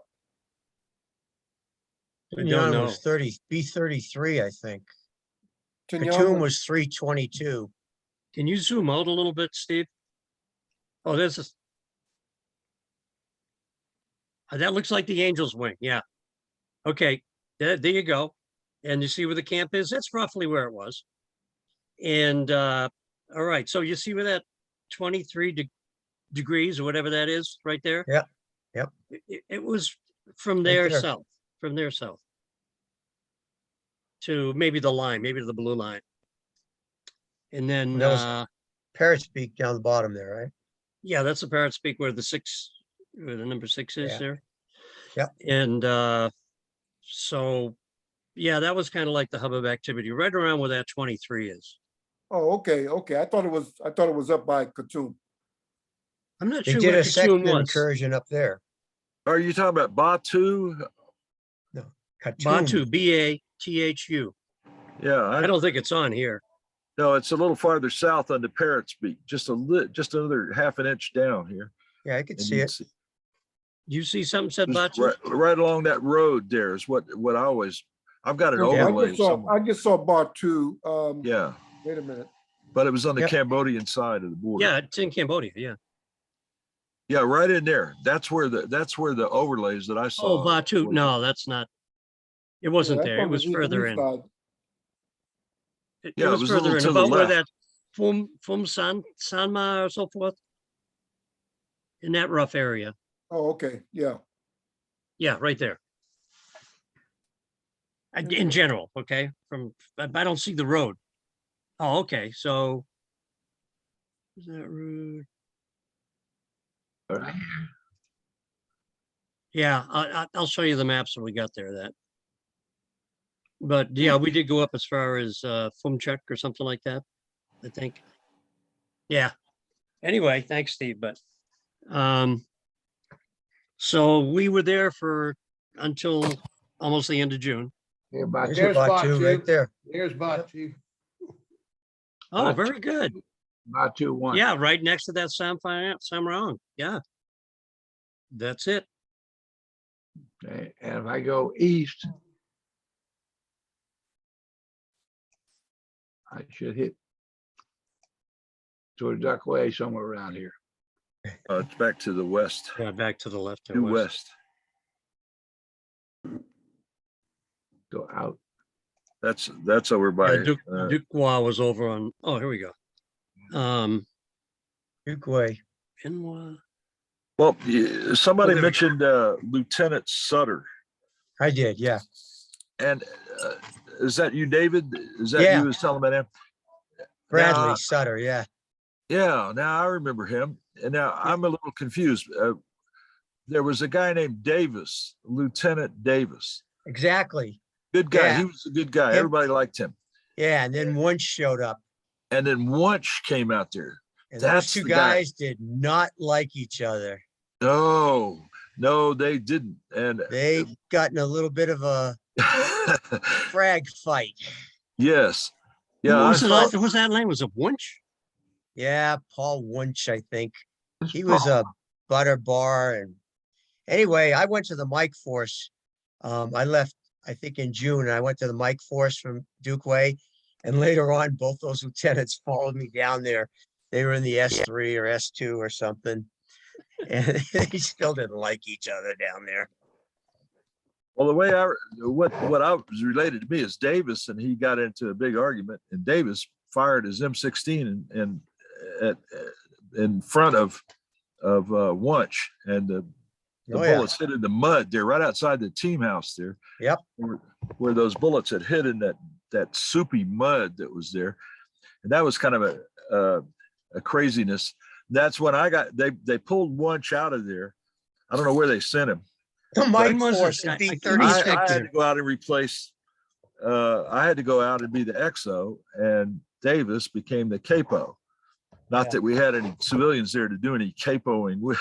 that was just a nonsense designation. Civil Yeah. affairs. There weren't any civilians anywhere there.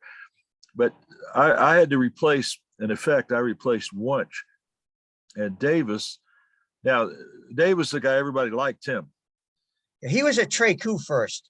And when they got that big attack there, and then he came over to Duke Way.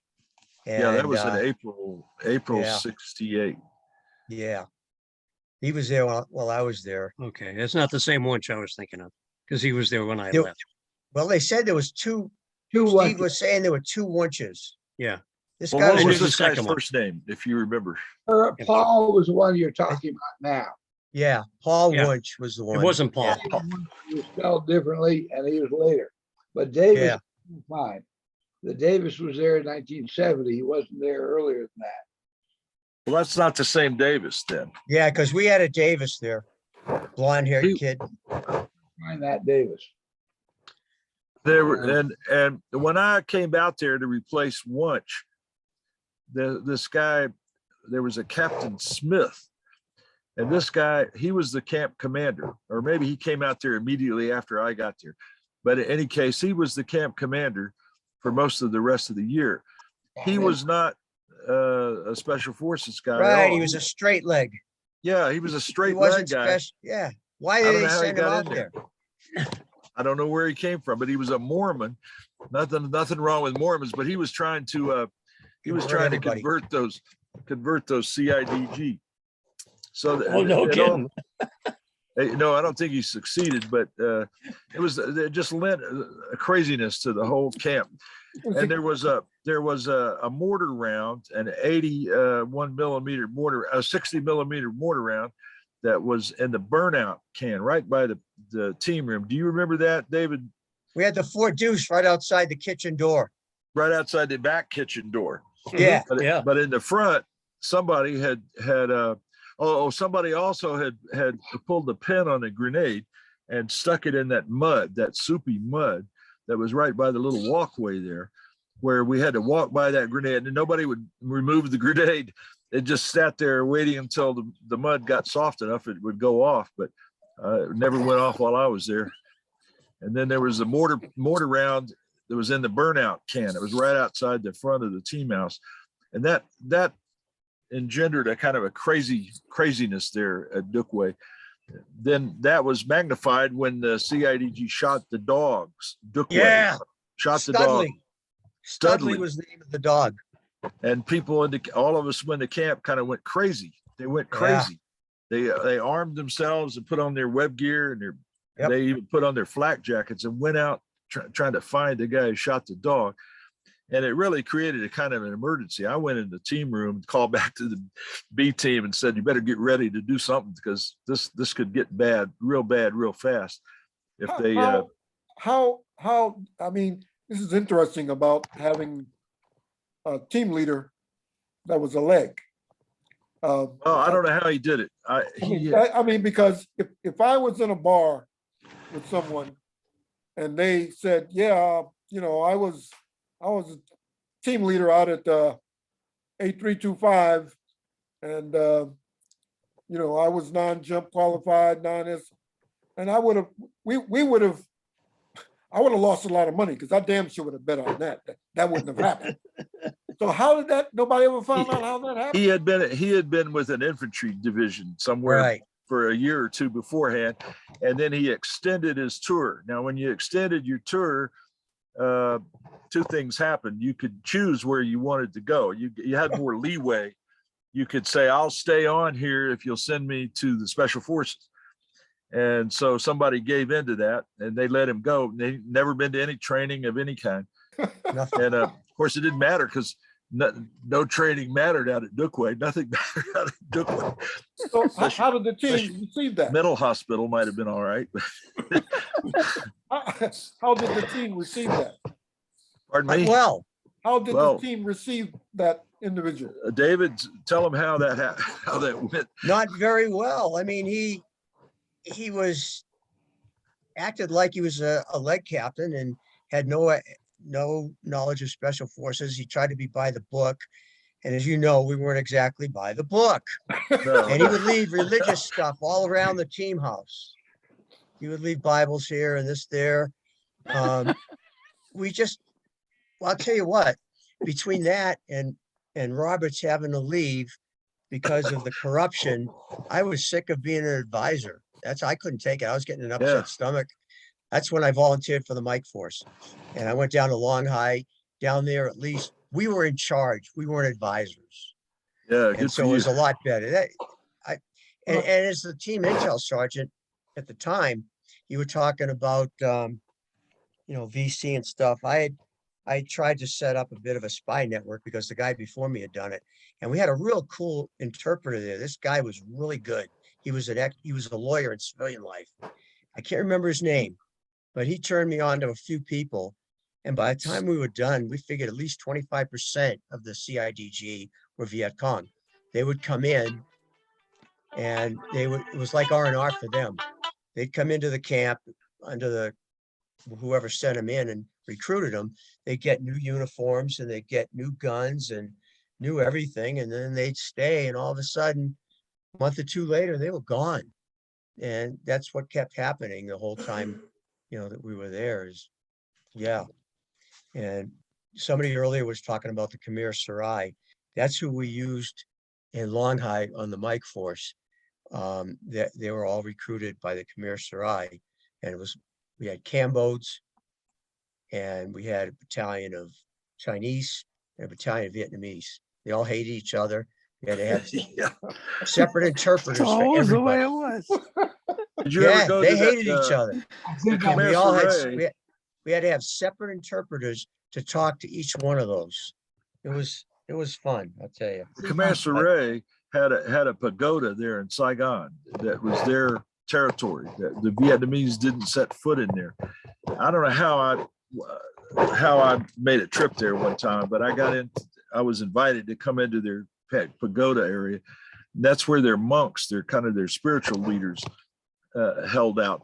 But what impressed me was they had a big room there in ossuary where they had the bones of all the Cambodians who were killed. They had to be burned. The Vietnamese could be buried, but the Cambodians had to be cremated. And their bones, whatever was left of them, after cremation, they were collected and taken to this ossuary and set on the shelf there. So there was a room full of hundreds of dead Cambodians in there. These were not KKK. These were not Khmer Krom Kampuchea. They were a different group. But Khmer Sarai, I think the Khmer Sarai became the nucleus of the full row. I mean, of the ones who went of the Cambodian army that was trained by Fank. Thanks, yeah, right. And the KKK, in my investigations, it seemed like they had some affiliation with some of the communist stuff. I can't remember. I can't remember the exact details right now. But on William Smith, he had come in country in May of '67. He didn't get to the camp until May of '68, which seems to validate the fact that he had a 1 year tour with somebody else. Yeah. And his new Diros was actually all the way into '69. But his new Diros was December of '68. So from May to December was his time with SF. What was his name? William Smith? Yeah, William L. Smith. He came into country. His last day in the United States was 11 May '67. He came to 351 4 May '68. That goes with a year of being somewhere else. And then his zeros was 8 December '68. But he was, however, listed here as 7/15/42 is his primary MOS. That's a jump status. He had a duty MOS of 3/15/42. That's So right. If you that was weapons, his duty. was that weapons? No, that's officer, 1542 is infantry officer. Yeah. 71542 was parachute infantry officer, and 31542 was special forces right? infantry So officer. he was a parachute officer. Yeah, he was parachute qualified, but he wasn't special forces guy. He was allowed to have the SF MOS because he served JT as a camp commander. Did he have a beret? Oh yeah, he wore a beret. He got 3 who wore a We beret. didn't wear him into camp. I don't remember ever wearing a camp beret the whole time I was over there, to tell you the truth. As long as he was jump qualified in Vietnam, and he was assigned an SF slot, he could wear a beret. That's right. I think he made a parachute jump out there at Dong by 10 or somewhere, and to qualify him for 7 on his MOS. Hey, Lou, Yeah, I'm sorry. Thought you were that done. guy was kind of a weird dude. I ran into him in Saigon. I was being transferred from somewhere to somewhere, and I ran into him at the Cholan PX, and he wanted me to go with him to the Mormon Center there in Saigon. In fact, I ran into him twice. He almost insisted that I go with him to the Mormon Center there, and I didn't want to waste any of my time in Saigon going to the Mormon Center. I wanted to go down to the bar center. Tudo Street, On the other side of the street. Yeah. Tudo Street. That's what it Tudo is. Street. Yeah, Yeah. Tudor Street, yeah. Never had the pleasure. Hey, Lou, I wanted to ask you, at the reunion we had in 2015, Right, Bill, the old captain, I can't Right. remember his last name right at the moment. What's his last name? Bradley. Bradley. Yeah. Okay.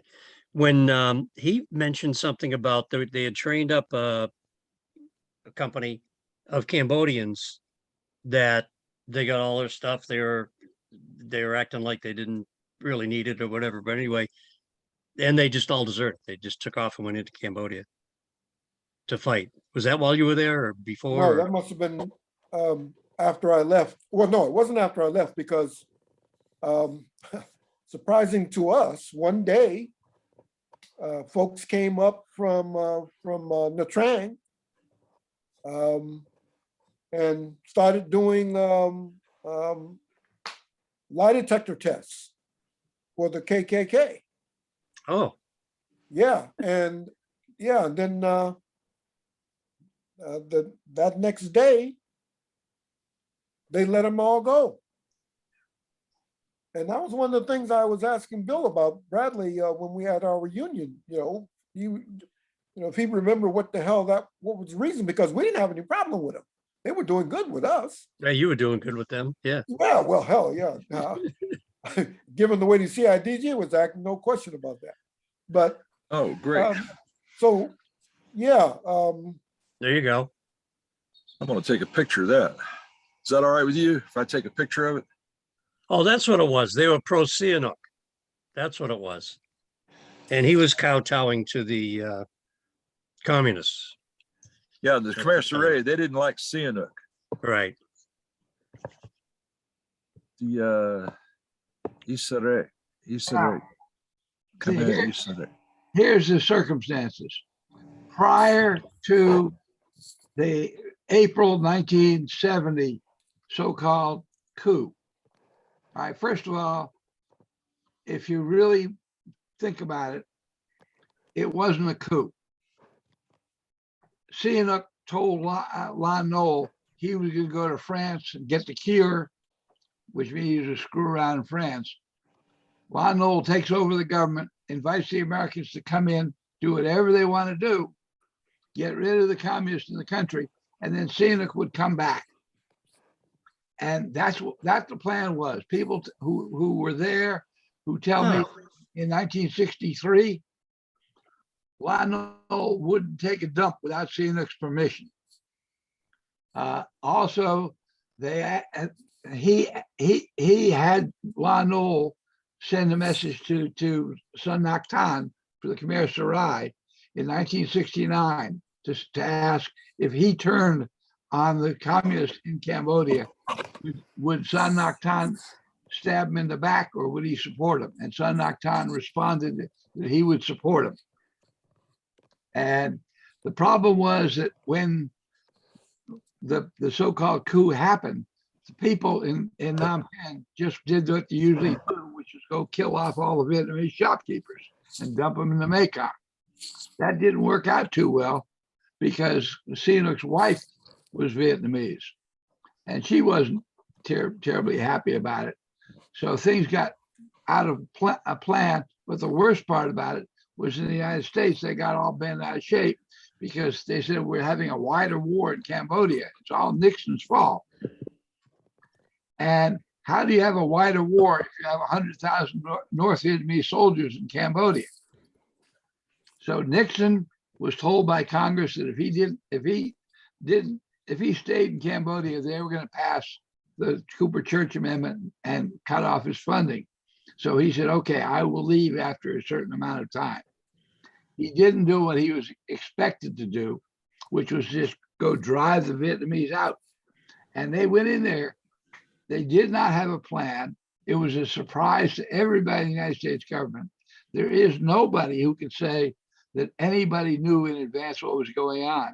And if you want to have proof of that, the director, Dep Comus MacV for Chords in the 1970 command history said, well, 70 was a pretty good year. There was a really surprising event that happened in Cambodia.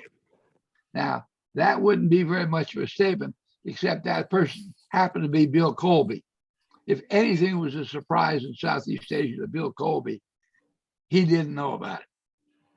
That was a surprise. There were three main political parties in Cambodia in the mid-60s.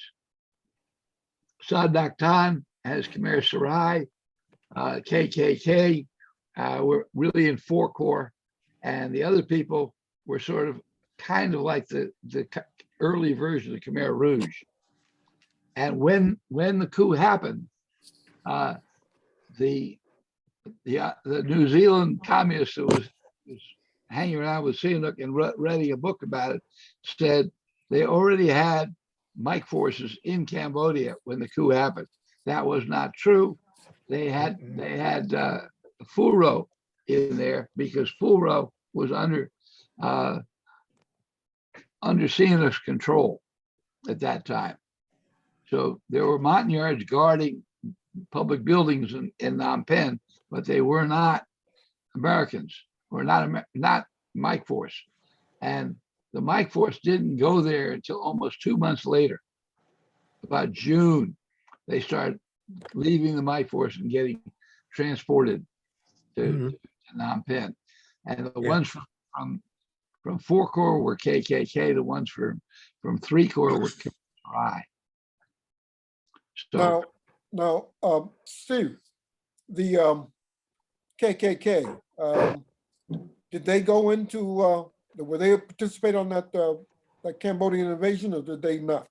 no, the Vietnamese from the Mike Force were shipped there in mass about 2 months after everything started.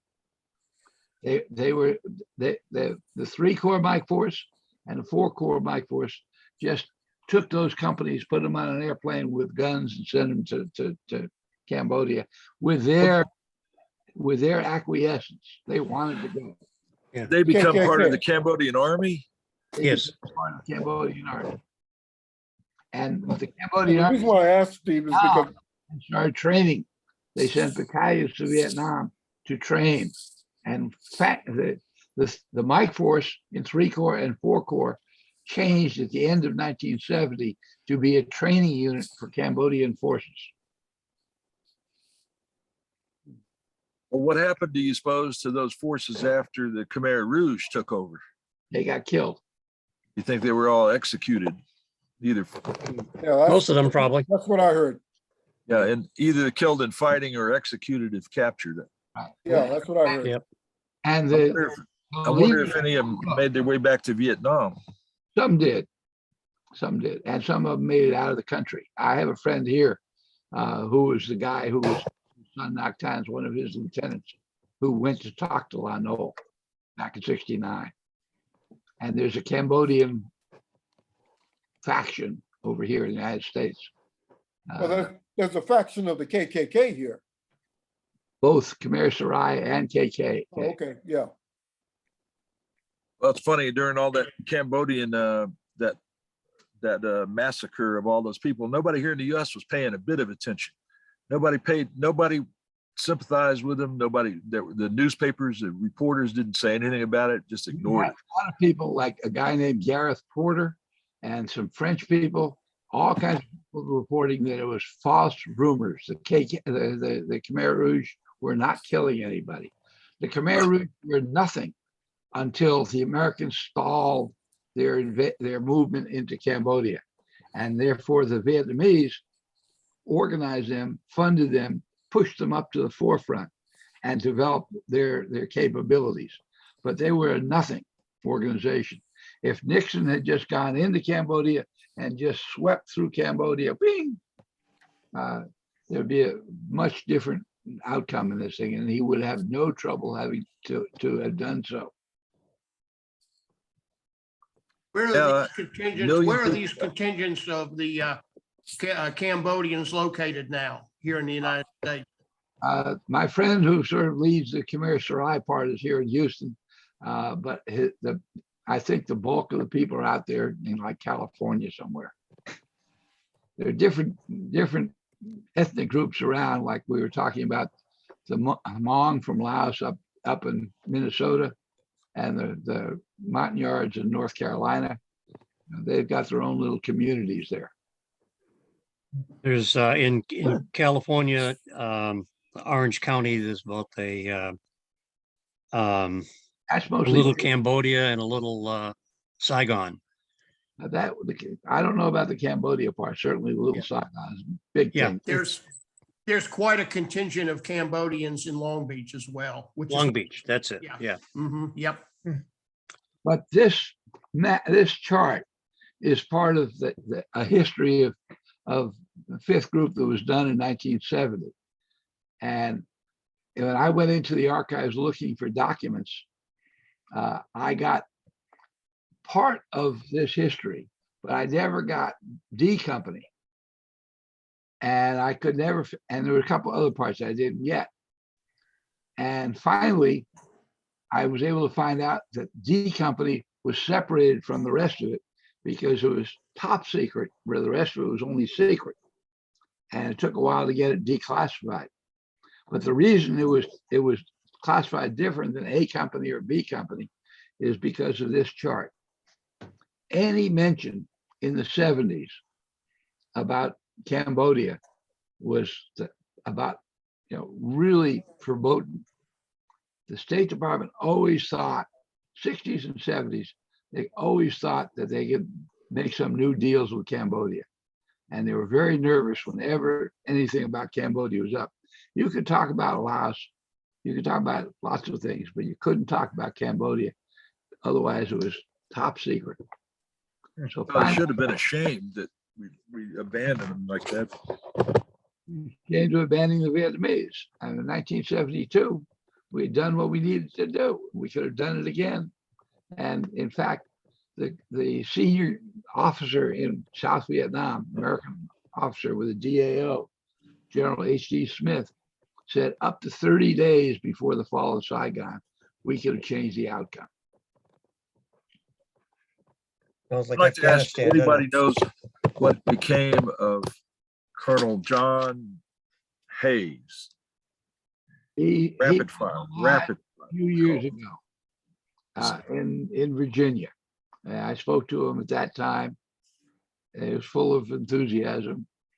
I have not attempted to reach him, and in 2 years, lots of things change. If anybody wants to call him, contact me after this is over. I'll give you the phone number, and you can see what happened. He's He was still in alive, Virginia. huh?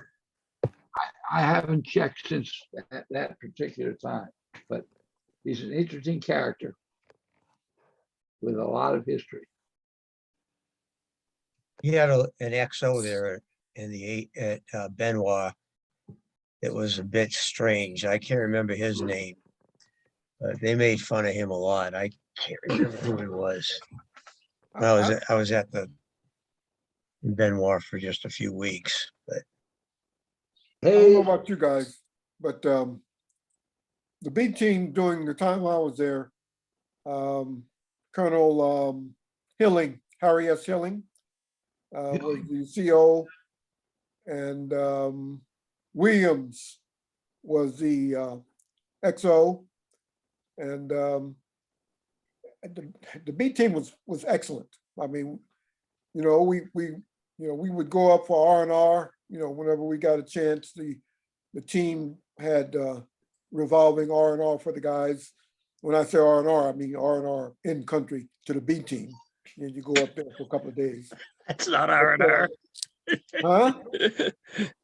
Yeah, I mean, you weren't getting shot at. I mean, you weren't getting any 122s in. That's true. That's And true. they had a nice bar, and they had nice entertainment at the bar. Yeah, I did that too. Yeah, it was You They had a know. bar with one bar stool, if I remember, right. maybe two.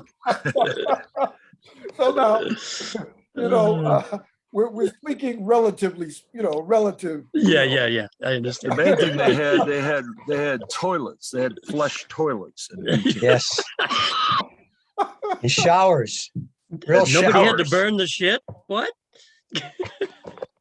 There at Dookway, as I remember, we had a little burnout stand, an outhouse, you might say, with a burnout tub under it. But the Vietnamese kept coming over there and going in there, and they'd stand on the seat and crap down on the toilet seat. So we had to put a lock on it. Remember that? You had to put a lock on the door of the outhouse. And so if you had to go real bad, which you often had to do, the way we were eating out there, you had to find that key and run out there to that outhouse and get it unlocked in time to keep from crapping in your pants. So how many of you had the privilege of burning the shit? I think I burned it once or twice. Oh, that was a distinct pleasure. Yes. Yeah.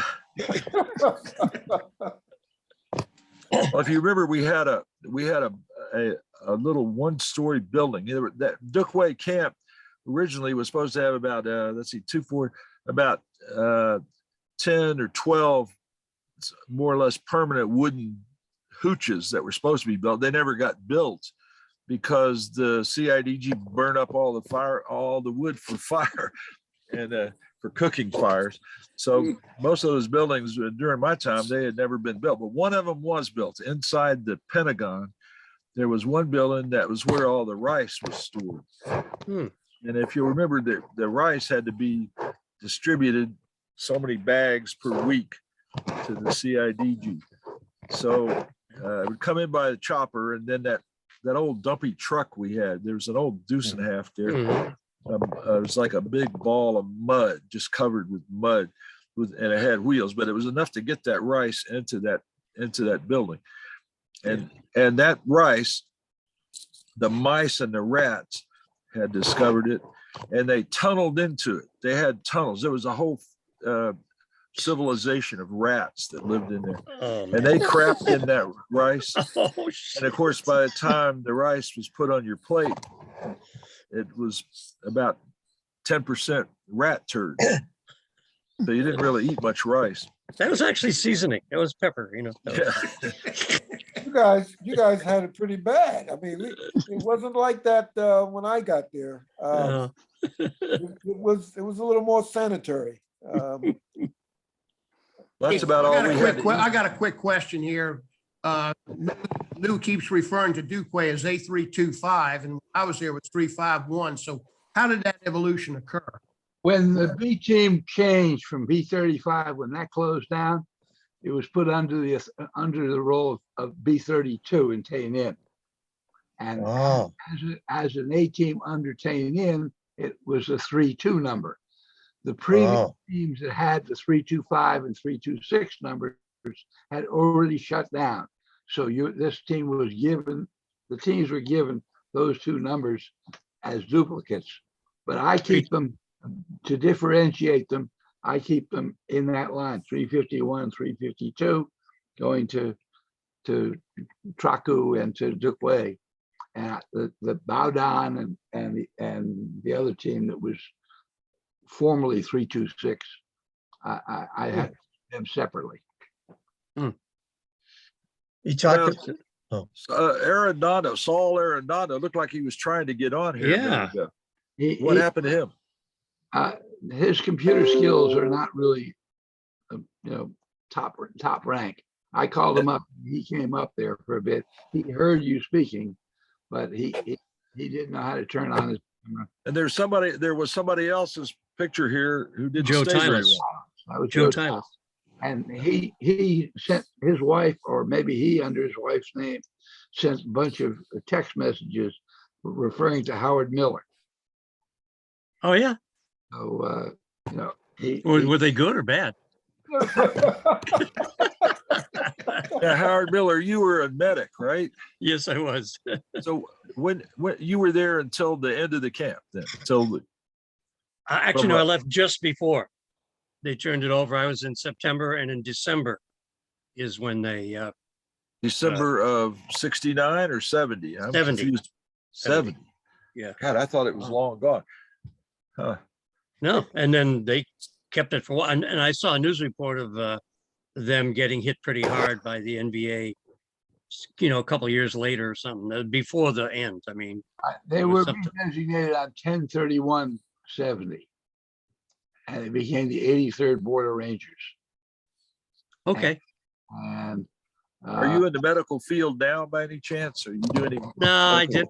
I thought I was a hot shot, and I decided to go back to school and try and go to med school, but I didn't make it. I ran into a little thing called organic chemistry and shit like that. Oh, yeah. Yeah. That'd do. Anyway, so I most of my career I've been outside sales, but I did work a year at Johns Hopkins Hospital. They were looking for former medics of, you know, any branch. And so I did that. And that's, I ran into a guy from Traku. He was in the class too. Geez, don't tell me I can't, Ken Smith. Anyway, I actually ended up being his best man. And then a few weeks later, I moved back to Boston, and I noticed. How, were you at Traku when Murphy was killed? No, I wasn't. I was at Dookway, but I was saying that Ken was from Traku, and Traku joined us on our operation into Cambodia. No, this was either 68, 69, late 68, early 69. He was an 05 Bravo. He was a commo guy. Okay. Named Murphy. He's on the database list that Steve provides. So he was there at Traku. I just didn't know if you were there at the same time. His No, I name was wasn't at. Murphy. Yeah, I wasn't at Traku. Oh, you weren't at Traku. No. I just saying. I mentioned it a couple different times. Ken Smith was from Traku, and we ended up being good friends after the war. And Traku joined us to go into Cambodia. Okay. Actually, I have a picture of it because our helicopter came, you know, as a helicopter came in on the mail run that I was on from Kuchi or whatever. And then I was there for a few minutes. And then we went up to Dookway. But I had, regarding Traku, does any of you remember Jack Sontag? Anybody named Sontag? Charles Sontag. Yeah. Somebody said he'd been there before. Okay. I haven't seen hide or hair of him or anything. He was he kind of took me under his wing when I was there. He passed away in 2007. Oh, it's too bad. Is he related to the General Sontag? Do you know? That I don't know. Okay. Look, for your information, one of the problems of that Border Ranger thing was I thought that they were going to replace people with Ranger officers. They didn't. They left the same Vietnamese that were stealing money from the CIDG. Oh, shit. Each of the camps. And the only thing that happened was that the LLDB High Command was discarded. So they became part of the Ranger organization. And they didn't have to send money up to the B team and the C team and to the high command. Somehow this seems to have had an impact on their quality as officers, because without the American advisors that they had, and sometimes they had 3 or 4 American MACV advisors who usually didn't even stay in the camp at night.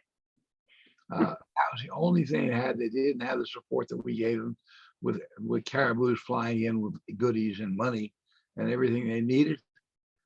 But somehow they survived being far away from everything else that was out there.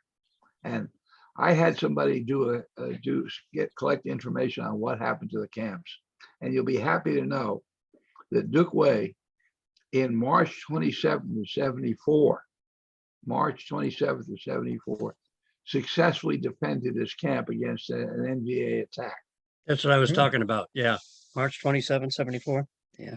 So that's 4 years after that camp.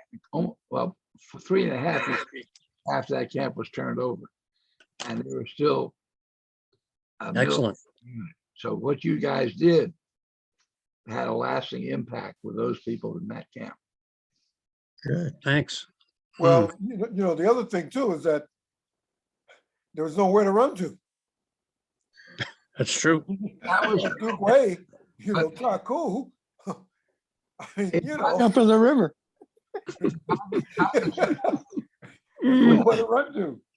Tongleshan was under 7 months siege, and with thousands and thousands of rounds of artillery coming in during that whole period of time, and several major ground assaults. And at the end of that period of time, they evacuated the camp by stealth. You're talking about Duquay in 74? That was Tongleshan, which was 334, I think, or 334. That's another example of a camp that was in the middle of nowhere. It was isolated, but they got out in order. They E&E'd out of that camp after being under siege for many, many months. Yeah. Were you at Tongleshan? No. But No. as I said, I had somebody write up this article on, we studied what happened to each CIDG camp as best we could. Yeah. I had a couple friends at Tongleshan. Yeah. And it was pretty rough there for those guys. Next week or 2 weeks from this time, then the 332, 333, 334 will be the camps under with a zoo. Yeah.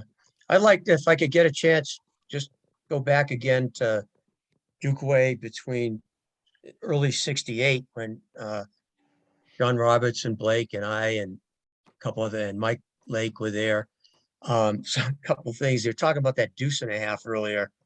I think John was.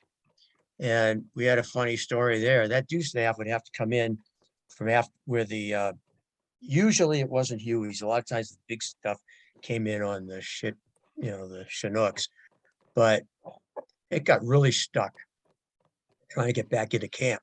So we rounded up a whole bunch of CIDG, and we had these ropes coming off the front and everything, getting set. I mean, I don't know how many people we had, but all the Americans were there. And we were pulling and pulling and pulling, and not that sucker didn't move an inch. Then we looked around, it was just the 6 of us pulling. The CITG. So, yeah, we had, how to do it. yeah, They were that was off right. that was one funny story. The other,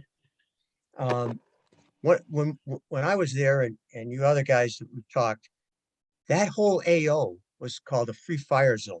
Right, exactly. And so anybody, every so often we get, either gunships or F4s or whatever they were, they'd come by, and they'd call in. I guess they just had some extra ordnance they'd like to get rid of, and they just shoot up anything in the area, which was pretty cool. And somebody else was talking about the POW. When I was there, that was a time we thought that Batu, I guess, right due west of us there was a POW camp. It never got fully verified at the time.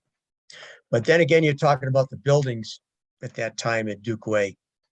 As intel sergeant, they showed me my office. It was a freaking Connex container. We had a row just north of the Fort Deuce pit. There was like 3 or 4 or 5 Connex containers. And they opened it up for me and they showed me that was my intel office right there. So I thought that was kind of fun. And then after dinner, almost all the time, we'd go out into that Fort Deuce pit and just throw out H&I. It was a lot of fun, We didn't even have to aim. We just kicked it out there. And I think Lieutenant Roberts, you'd remember that. Yes, very well. And Blake, I'm sure you, yeah. And none of that stuff would ever go across the border, right? No, oh, no, never, never. No. The Fort Deuce, actually, that one could reach. And you were talking about the tower. That's another fun thing, is we all had our little, you know, if we got attacked, we had our little combat places we were supposed to go, whether it was to the mortar pits, and we rotated. And I remember one time I had the tower. So you had your M16 on top of you, around your back, and then they had this infrared scope that was about the size of 2 footballs or 3 put together. You had that over your neck, climbing up that damn ladder, and there was a 50 cal up there. Yep. And you were trying to look out through that infrared scope, just look for ground troops and stuff. That was a sitting duck. We did play around on that tower though one time. We threw, I think Blake and Roberts was still there. We throw some ropes off and do some rappelling practice and have a little bit of fun, you know. So it wasn't all serious crap, you know. We're SF, man. We could have fun anywhere, you know. So You're that's talking about about all. that tower. I'm sorry. You Go done? ahead. I'm done. I just had to kick that in.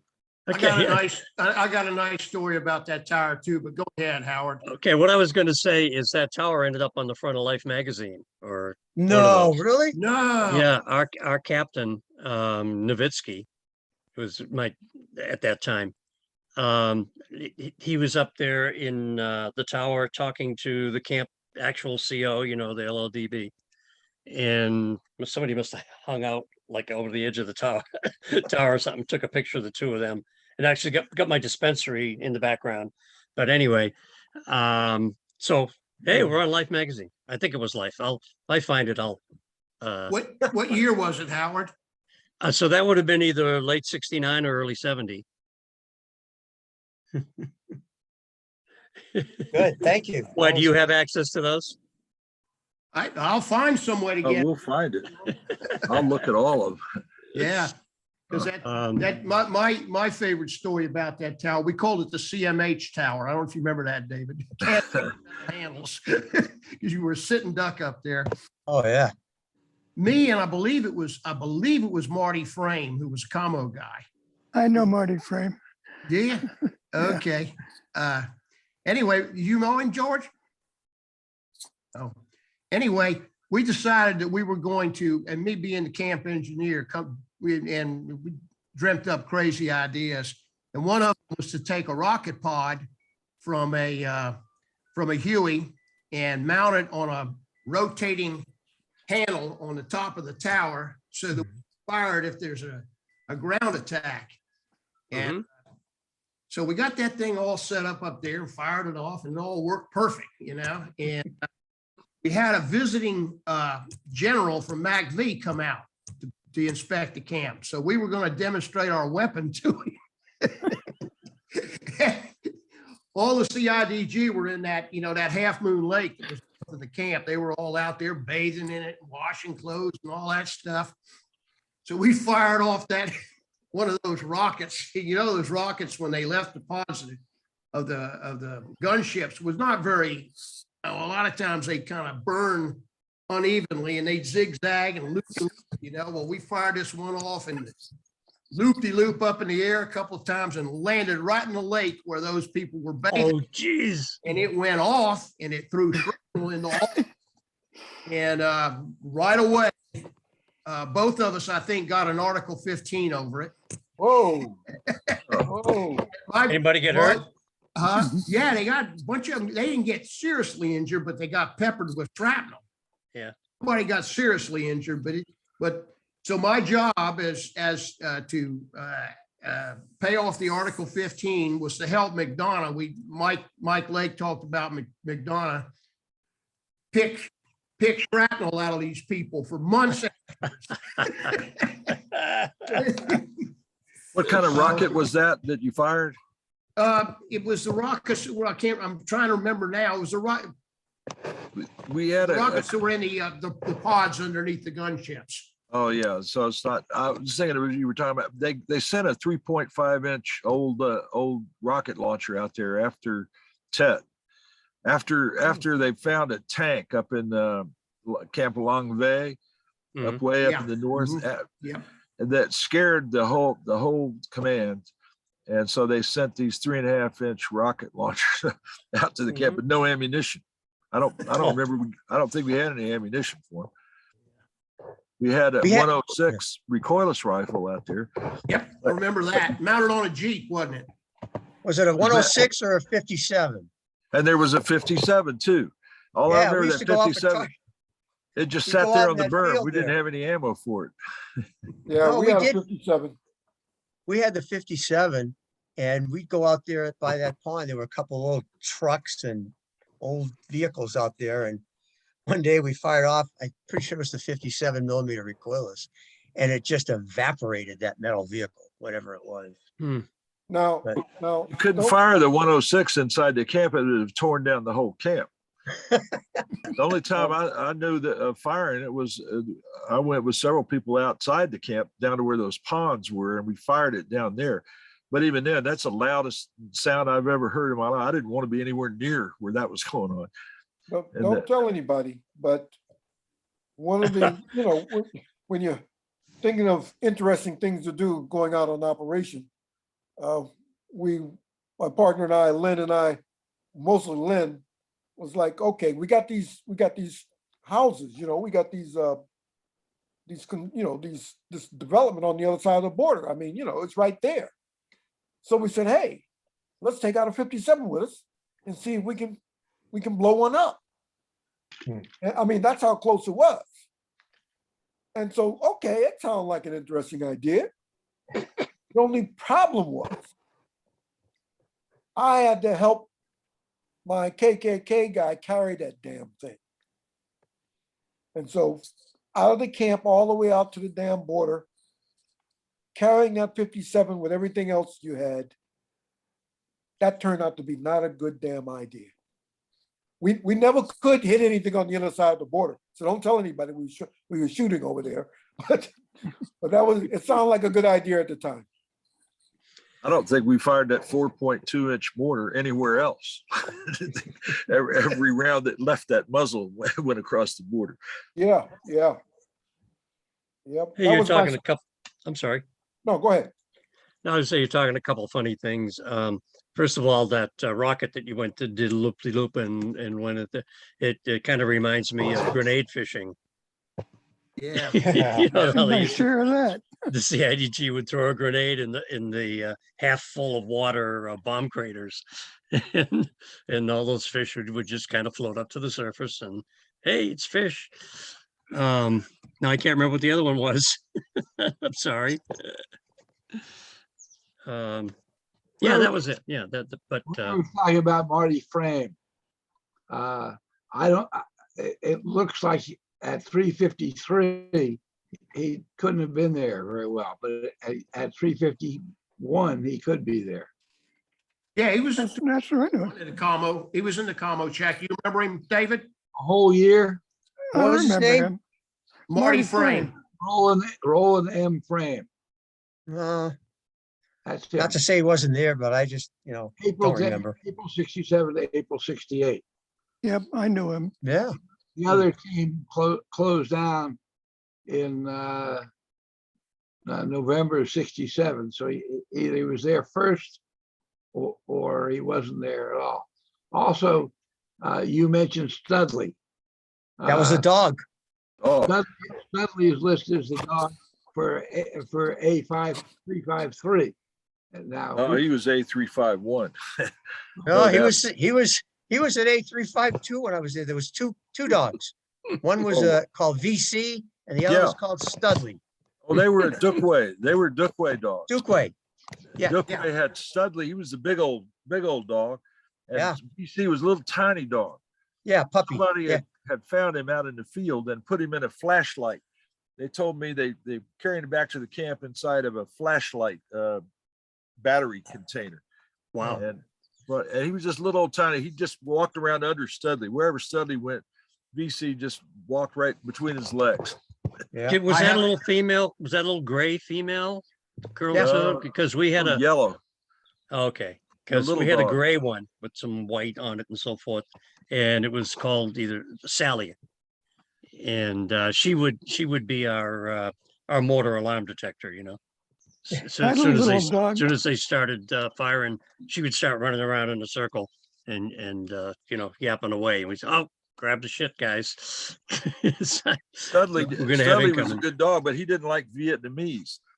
What Wherever dog that did? truck- and they got tired of getting bit by him. Finally, some of them shot him, killed him. Yep. And we Oh, put him on a stretcher and put him up on top of the combo bunker, the highest point in the camp. That was just a gesture of insolence to the Vietnamese. We shouldn't have done that, but we put him up there. The next day he was buried down there on the helipad. You know where that, remember the choppers came in on the south Dookway International Airport? Yeah. at Dookway, yeah. He was buried out there. And I guess he's an unmarked grave. Well, I have pictures of both of those dogs. Yeah, Oh, I really? got some pictures of Studley. Yes, yeah. I do. I have pictures of the dogs too. And the three kids that were the camp boys, the three boys that were there that helped out, helped the cook and helped us and stuff. I've got You pictures of all know, that David, stuff. now I recognize you now more than ever. You know, your voice, I recognize your voice. And I A can little see bit you of a with little back more east hair. accent. Yeah, I'm a little bald now. No hair I now. think you were in that little group of about 4 of us that had some M72s lying around that were just waiting for an opportunity to use them over on the LLDB bunker. Yeah. Is that you? Were you one of them? No, I don't think so, but Yeah, I could have been. I really didn't like we them. were looking for an opportunity to have an accident there Yeah, with the 4 Deuce or the with or the one of the other. M72 law. You know, we wanted to. Oh yeah, an M70. Yeah, okay. Yeah. We each of us kept a couple of those around in case the opportunity presented that we could clean up that mess. Of course, we'd all been in jail if we'd done that. Good thing we. yeah. But that's what I was saying before, that all those interactions with the LLDB is what kind of soured me pretty much. And that's why I Oh, put in, man. you know, the bike force had come through one day. They were doing an operation and I can't remember all the guys, but they were pretty cool, I thought, you know, and so that's why I put in to go Well, a the long high CIDG down. were always complaining that, you know, they brought in 2 pigs every week. And 2 pigs, and I don't know how many ducks and chickens and cabbages and eels and stuff, brought leafy stuff.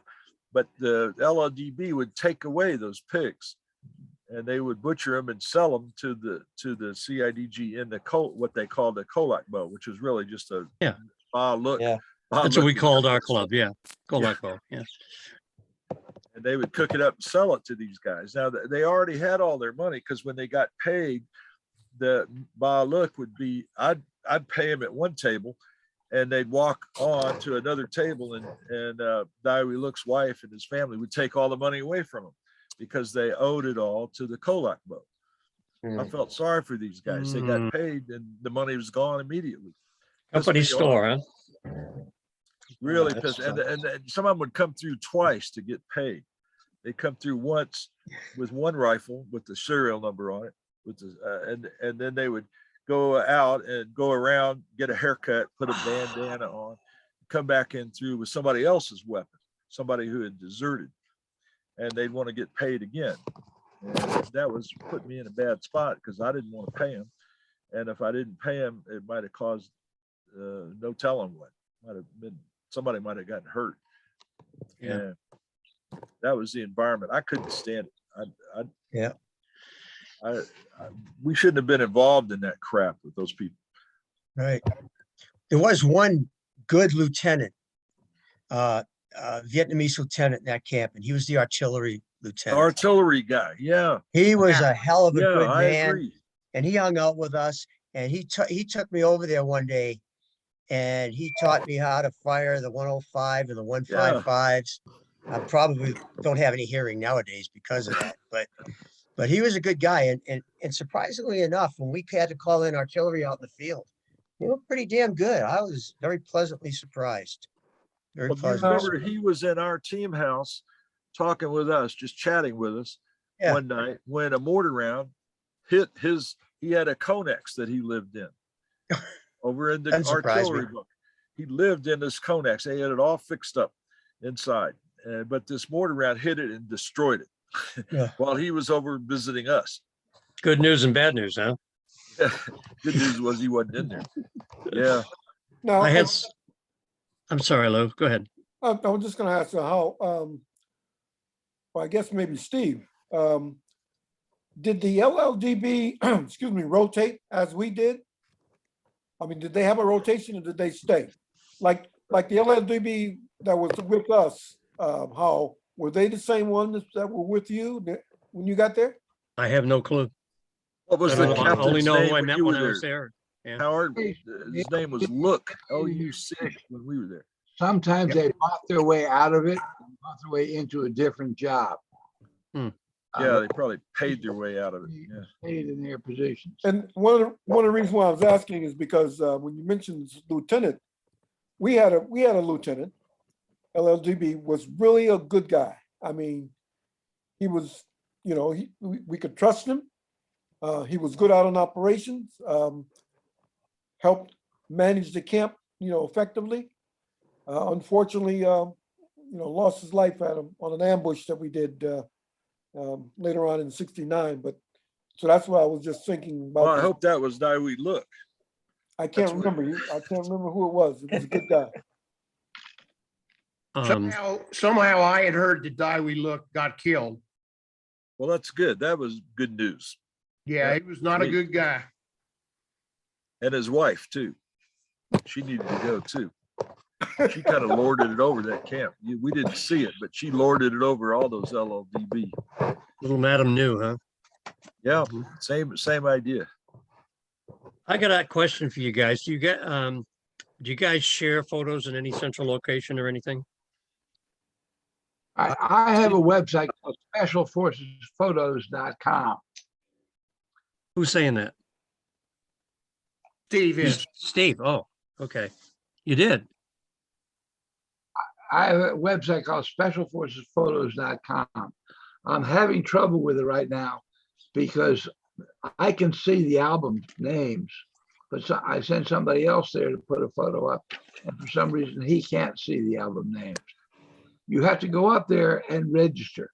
That is, use your whole name, you know, Howard X Miller or whatever it is. Yeah. And I see your name and I will approve you, and then you go back and play around. But I have, you know, every day I get 10 Russian bots that come in there. So anybody whose name is not familiar to me, I throw them out. Yeah. So use your name. Don't go Howie 46. Howie. Any of you guys can call me Howie, but nobody else gets to, okay? Anyway, there is a Facebook. And you up there look at, there are albums for every camp in Vietnam. Wow. If you're sufficient, if you finally figure it out, if you go in there and say upload to album, put in the camp number, and it comes up there, I'll have to check that out. Upload it. If it doesn't come up there, I got to figure out how that damn program works. I don't know. Yeah, we'll have to get together on that because I know I've had at least one of your things. I had problems getting, kept trying it over and over again, and I finally I gave up. posted about 15 or 20 photos that I found that I took. I posted on my Facebook page, but that's hard to get to. I can't even get back to them. It's hard for me to find my own photos on my own Facebook page. But if you want to go to my Facebook page, it's open. I mean, it's open to anybody. Anybody can get there, can see the photos. What's it called? Well, just my name, John Roberts, Denton, Texas. John Roberts. John Roberts, Denton, Texas. It would be my Facebook ID. And then if you if you find your way into the photos, there's different albums there. I think there's 3 albums in there I labeled Vietnam, but they're sort of phased. One of them is when I was first over there for the first year I was there, and it has some pictures of Duc Hoa, Duc Huê, Traku, and Excellent. One photo that I was hoping that the medic, his name is, I don't know how you pronounce his name, Booty. You know him, Jack. You talked about him. Buatte, I think is his name. You're not talking about Hutari, are you? Well, now I'm mixed up. There was a guy named Leighton too. Yeah, Was he Leighton a was demo. Leighton was a demo guy. demo guy? Yeah. Who was Is the that other Larry medic? Layton?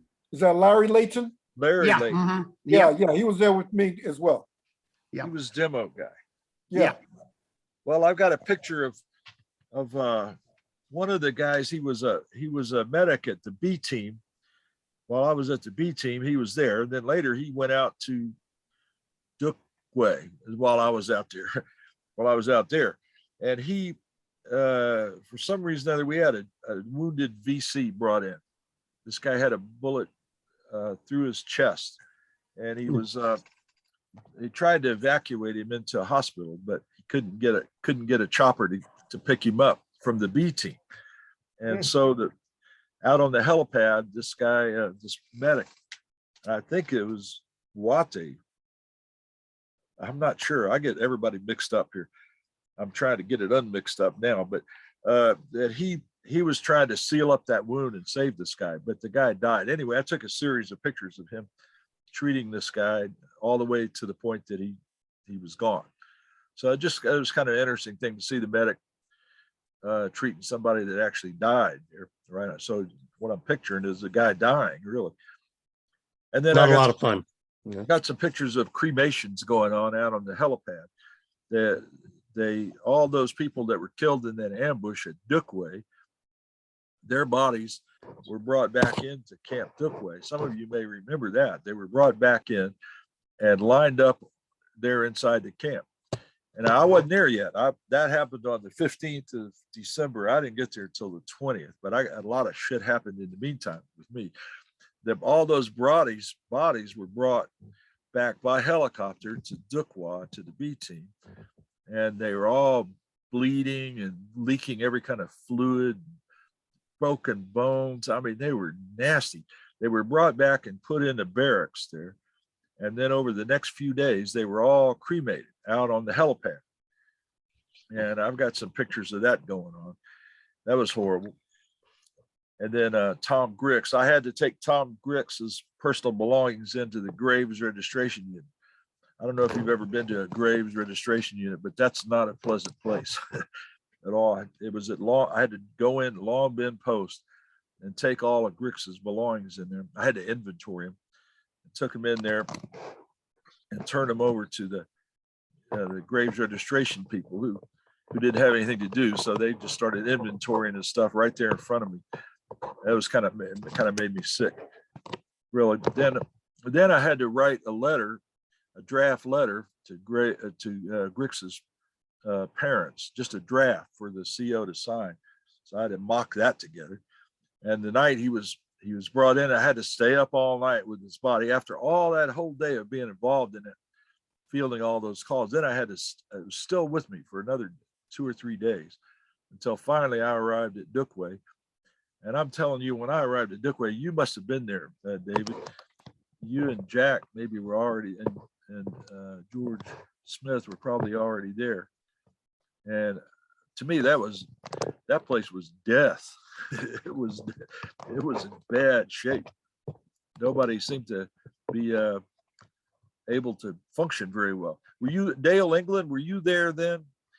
Where were you? No, I had left 351 in late September, 1st of October of 66. Oh, you're the old.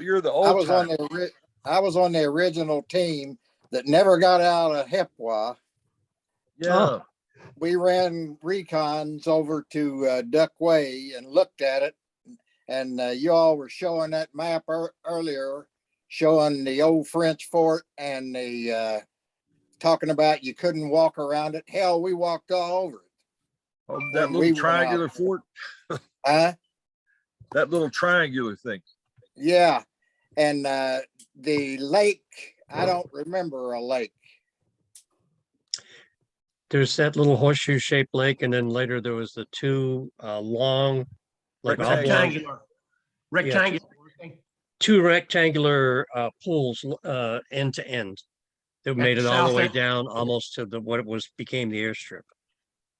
Yeah, south end of the camp. Yeah, I'll send you guys some pictures of that. I got a couple pictures I took from a helicopter looking down on the camp, so you can get excellent. They were Oh. early before the camp was built very well. Oh, excellent. Not that it was Hey. ever built, really.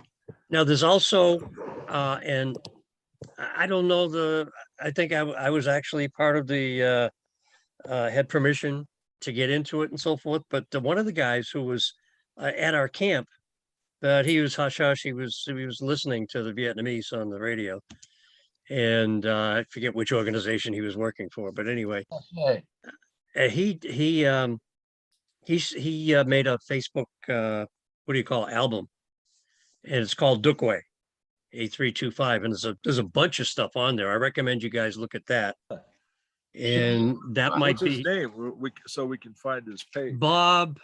No, but you don't have to go to his thing first. It's a separate. He made this so that you could access it by that name. And it's called Dukway A-325 or A-325 Dukway, one or the other. And 2125. A- 2125. A-325. Yeah, that was the new name for Dukway. Right. King. Yeah. All us young punks. See, I knew this hair would come in here handy somewhere. But anyway, that's good. Let's somehow, get together and figure out where a good central location would be to add to that or whatever. Maybe I could. So Bob Stokes is his name. Robert Stokes, Stokes.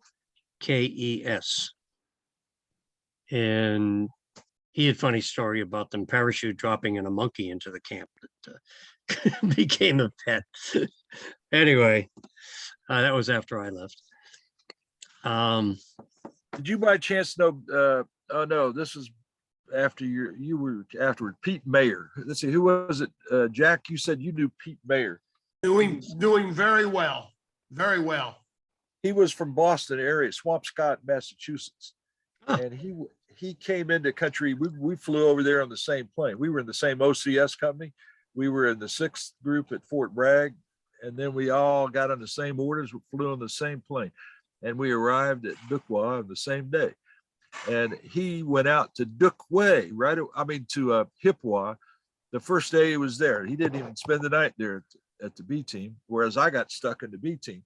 He went straight out to Hiep, and the way I understand it, he went out on one patrol, and he got heat exhaustion so bad that they just sent him on back to the B team, where he remained for the rest of his days in Vietnam.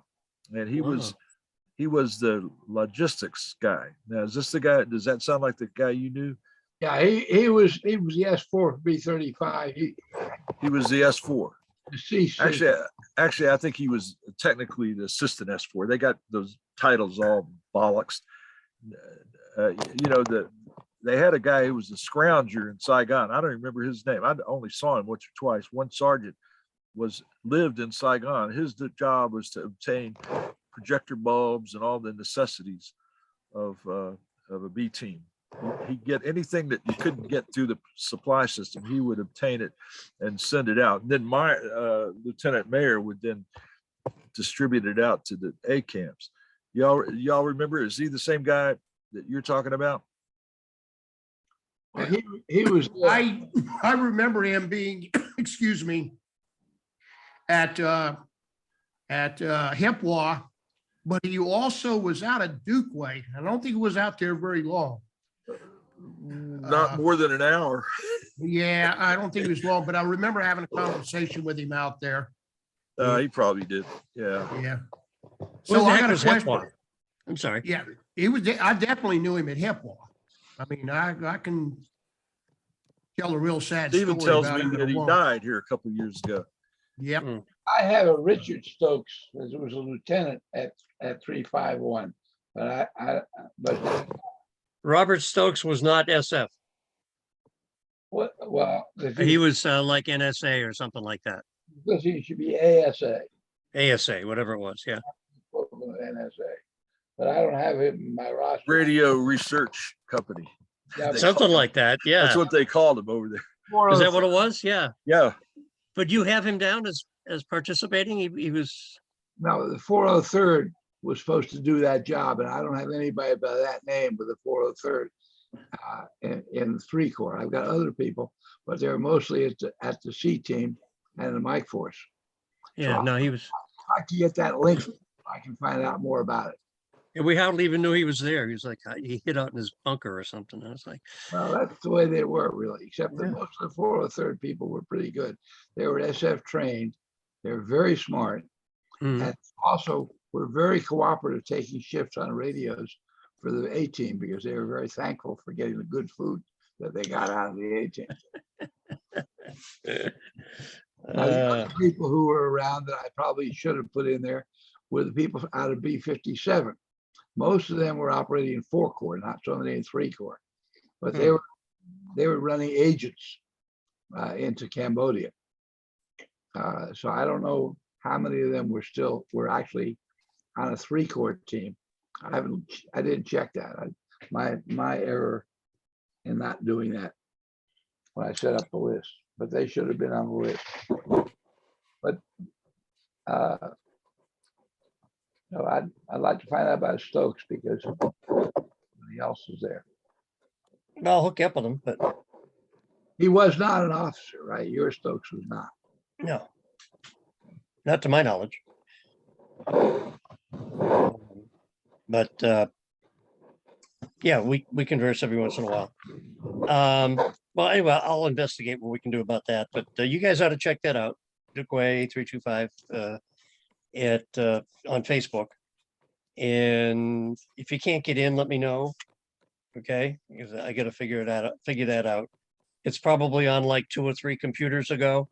You know, the computer fries and everything's gone. You know. In fact, that's what happened to me. Why I'm late here, I guess, because my the Cox that I had my internet with, they up and shut off my email, and I still had they just shut it off, deleted everything irretrievably. So I got a little bit pissed at him, and I left and went to another company and so forth. But that's why he and I, Steve and I, are having such problems because he had my old email, was trying to get a hold of me, and Hey, Hal, yeah, Lou. yeah, our reunion, wasn't that also Facebook A325 Dukeway or Dukeway? I think you put some stuff on there, yeah. I mean, I'm just saying, I couldn't remember what the name of they had it for Facebook. I mean, our reunion, because all of the pictures from the reunion and. We're on there all of that. too, yeah. I haven't looked at it for a while. I thought that was under Dukeway A325 or. I think Bradley did a reunion up in Fort Campbell. And Well, that's it, yeah. That's what I'm Yeah, talking that was about. us. Yeah, I that's was us. there. I was there. Yeah. Yeah, where the hell were you? I'm just talking, I'm just kidding you. But we had, yeah, we had a really good, there was like 11 of us Yeah, that made Yeah. it there. It was a really good time. it was very good. And Bradley gave a speech, which by the way, is he still around? he's still Does he around, but pass? he didn't show up for this meeting. I called him up and he was involved in something else. Okay. Who So I'm is it you're just glad to talking hear about he's still now? around. I haven't heard from him for a while. Who are you talking about? The captain, Bradley. Bradley Sutter? No, No, that's Bill Bradley. Bill Bradley. Bill Bradley, yeah. And who was he? Sutter's another guy.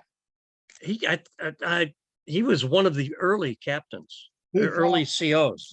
Smith is the CO. Yeah, well, this guy said he was one of the early ones. He may not have been the first. He was not the first. And he was not that early. He followed Smith that we were talked about earlier. Yeah, somebody mentioned that. But hey, what time did you guys start? About 3 hours ago. 3 hours and 12 minutes. Oh, 1 o'clock.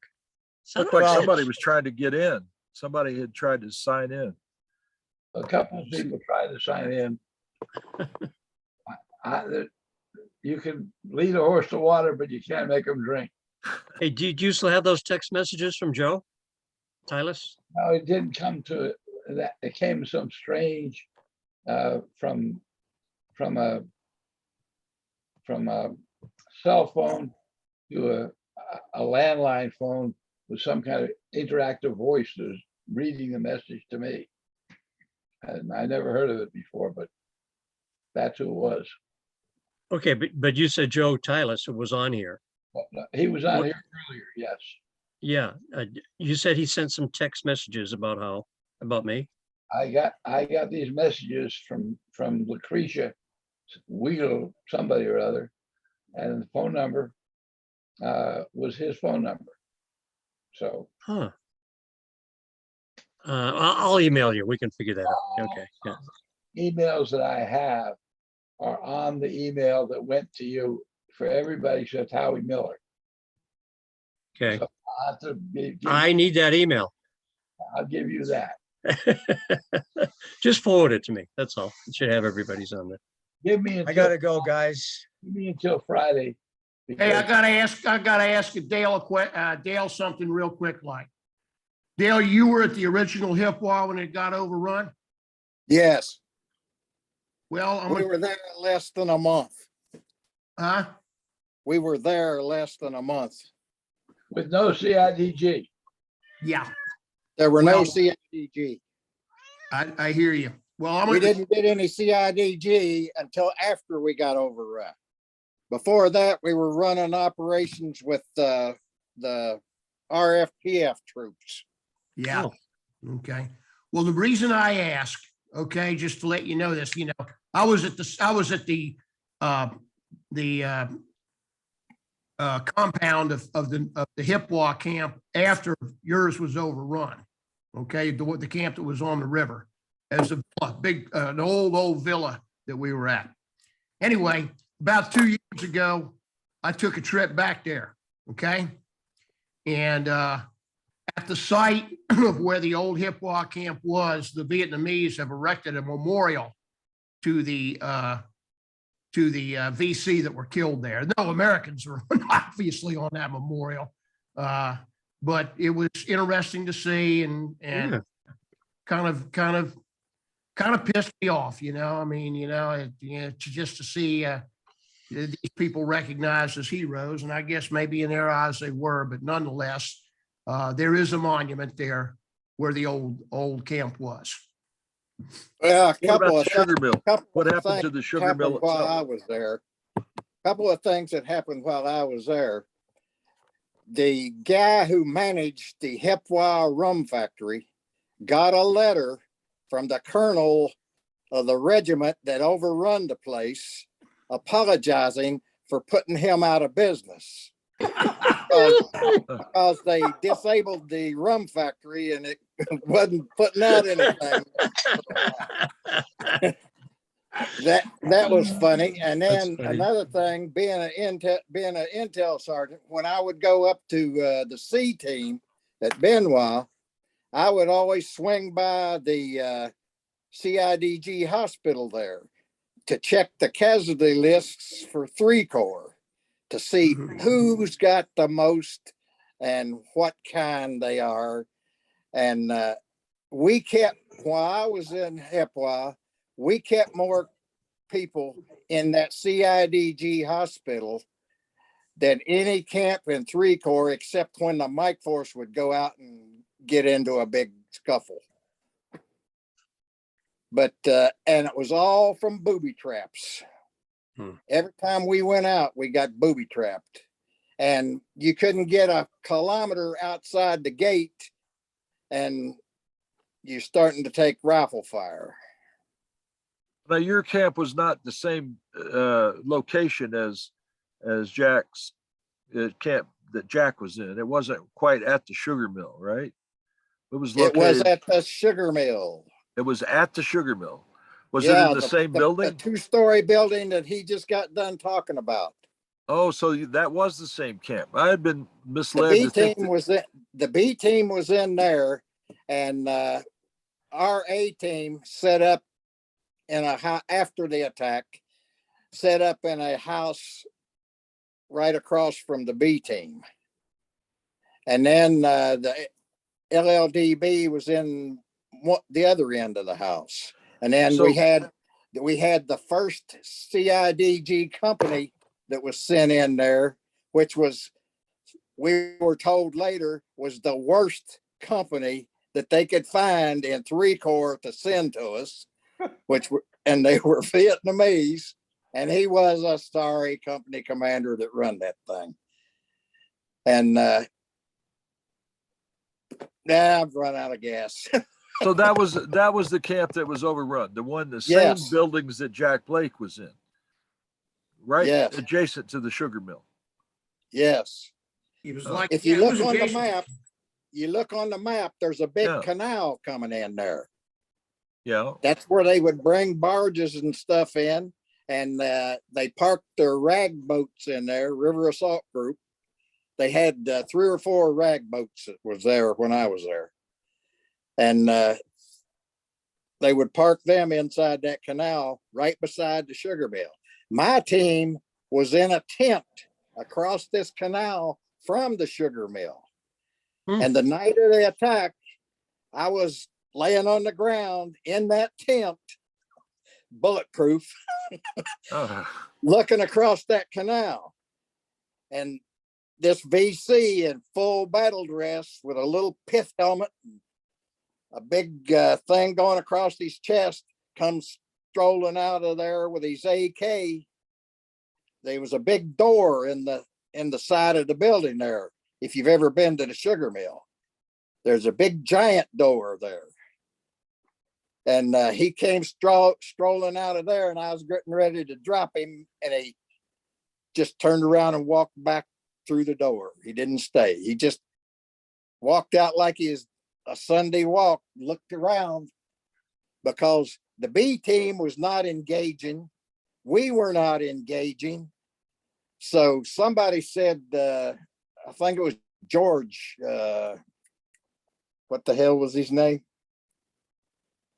That was on 352. Smith. We just had George Smith. No, it was George somebody else. He's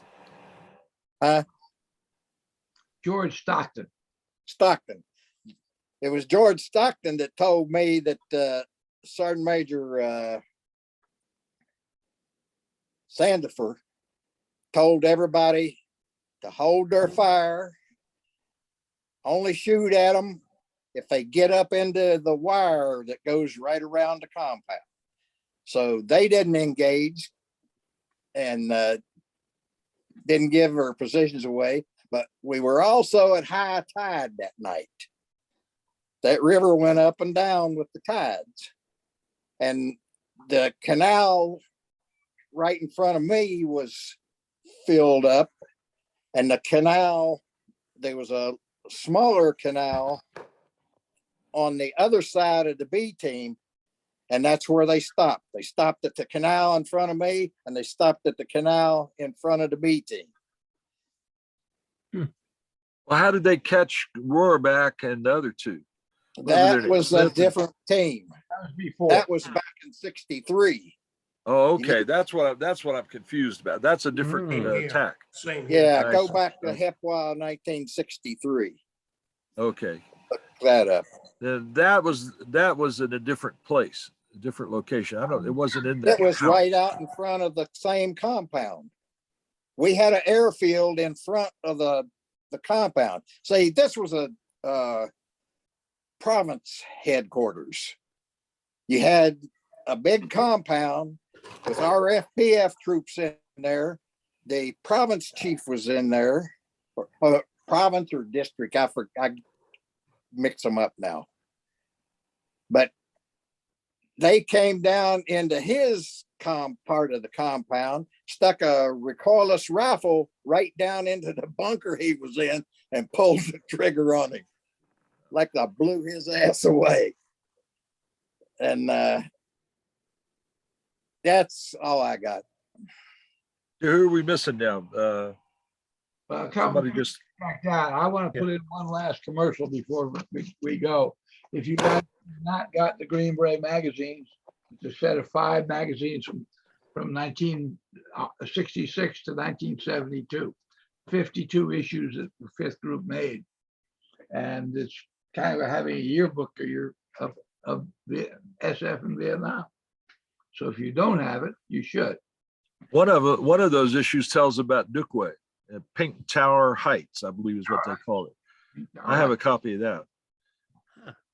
So Yeah, Steve, I'm gonna get 68 and 69.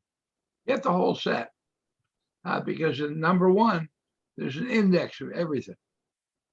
So if you have 68, 69, and need to find something, you gotta have 66 to find it. And there's stories that happen. You know, what happened in 1970 in the books of 1970, maybe pictures from 1969. So Yeah, you might as well take the whole set. Hey, Have you also, got a way, to find somebody that was served in the special forces that, Ooh, ask me. well, yeah, I have a lot of friends that, I never knew what happened to them. They went over there. I was a medic for a while. See, so my In the friends served process, in of camps. trying to go through all these camps. But in that process, I going back to my database, and the information I have usually gives me some clue as to where to find people. And if I can't find them myself, I've got some other resources I can go tap. So if I don't have them now, and if I can't find them, I can ask somebody else to find it for me. Well, you've done a lot of work on this. We have to thank you for yeah, your effort. We really appreciate it, Steve. Thank you so much. It's a lot of thanks a fun. lot. Together, man. It keeps me out of trouble. Hard to believe you amassed so much information. It's hard to do. Yeah. It's been a long time, and it's a worthwhile thing, because if we waited for Army historians to do anything, it would never happen. Right. Deeply appreciated. Yeah. Glad you finally got your set of books done too. Now, those are the other set of books. That's the 14-volume series on Vietnam in general. And this Now, are one, you the author of that set of books? that said, I'm the editor. I probably wrote one article for each issue, each year. But since I'm the editor, I choose what goes in it. And you'll see a lot more stuff on SF than you'll see on other histories of the Vietnam War. But they're really good because I want to get information out there that's not otherwise readily available. Like I was reading to you from that chapter that I had somebody write on what happened to the SF camps after the SF went back. That was something I always wondered about. I found a Vietnamese who'd studied it, and I got him to write the article. So we tracked each camp down, each border ranger detective down, and found out what their fate was.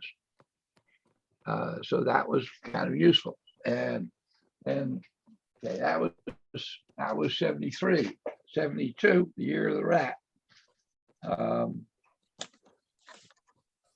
The Easter Offensive, An-Loc, Linebacker 1 and 2, the end of Psy War against North Vietnam, Jane Fonda and a friendly North Vietnamese intelligence officer, a critique of the work of Christian Appy, and China and Laos.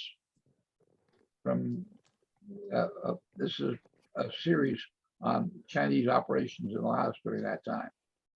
So each one.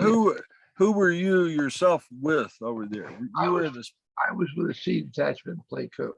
I was sometimes the S5, sometimes the assistant S5. If you know Jim Morris, who wrote the book War Story. No, don't know him.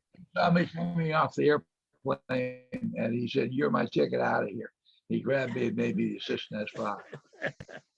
And then he thought he was going to do a great thing. He organized the reopening of Vu Prang, which was a jump. It was a Hollywood jump.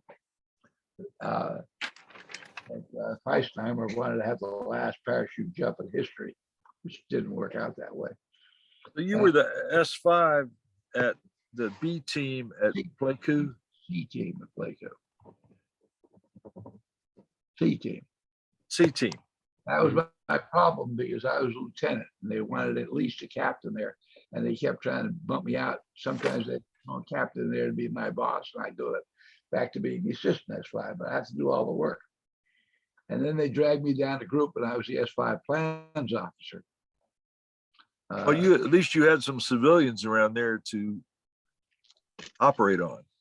S5 job was not merely about our civilians.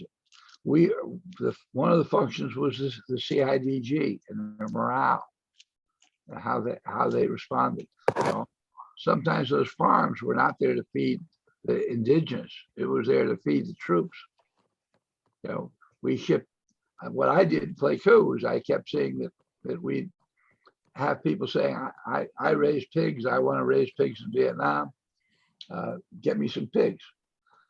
And what would happen was, by the time they got pigs through the system, these guys would have deer roast, and the guy over there is a city boy. He doesn't know shit about a pig. So what I did, I organized a farm in Pleiku. I don't know shit about pigs either, but I had a good sergeant. We organized a farm. One day I get a call, and they say, "There's an airplane over here for you." I said, "Oh shit, everybody's gone home." And I got the Mike Force, which is across the street, to send me a bunch of people. And we were chasing all kinds of animals all over the airfield for the rest of the night. So that airplane had pigs and goats and chickens and rabbits, and all kinds of things. And we weren't quite on the farm. But ultimately, we had a good farm. And people came in, they saw, "Oh, you have pigs. Yeah, I want some pigs. Come on." And we'd send them out to them. And then we replace our stock. So that worked. All you guys, did you get your pictures with Maggie? I did. Maggie get Yeah. around to your camps? Yeah. Dale, you didn't say yes. I She didn't, wasn't around there then. I didn't either. Maybe it was later. Well, what years were you there? 67, 68. Oh, thought she was pretty active then, but yeah, she'd go around to all the camps, and I even understand she got in a couple of firefights, and she actually used to be a nurse, and so she would help on the nursing thing I sometimes. never did understand it. Was she a reserve officer, a nurse officer, or was she just wearing the uniform of I one? think that was honorary. Was that It was honorary? honorary. Lyle? Yeah. Yeah. Yeah, I But, couldn't tell. she would give each of us a St. Christopher medal, and then say, "Come on over here, we'll get your picture." And so we'd just be standing there next to her again, and it's a Polaroid. Yeah, So- that's what I've got is Polaroid. Yeah. So then when it developed, it just handed that to us. I was like, all right. And it was a kick, you know. Yeah. Yeah. It just she You just know, because she's buried at Bragg. Do you know that? She No. was what now? She's buried at Fort Bragg.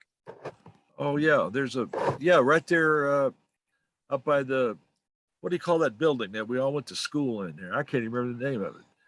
Training. Yarborough building, something like that. 50 years ago. I don't know. The where the Special Forces school was. Not I hardly remember anything of the layout. The geography. Smoke Bomb Hill doesn't even exist anymore. You can't find it. If you go to Fort Bragg, you can't even tell where the footprint of it was.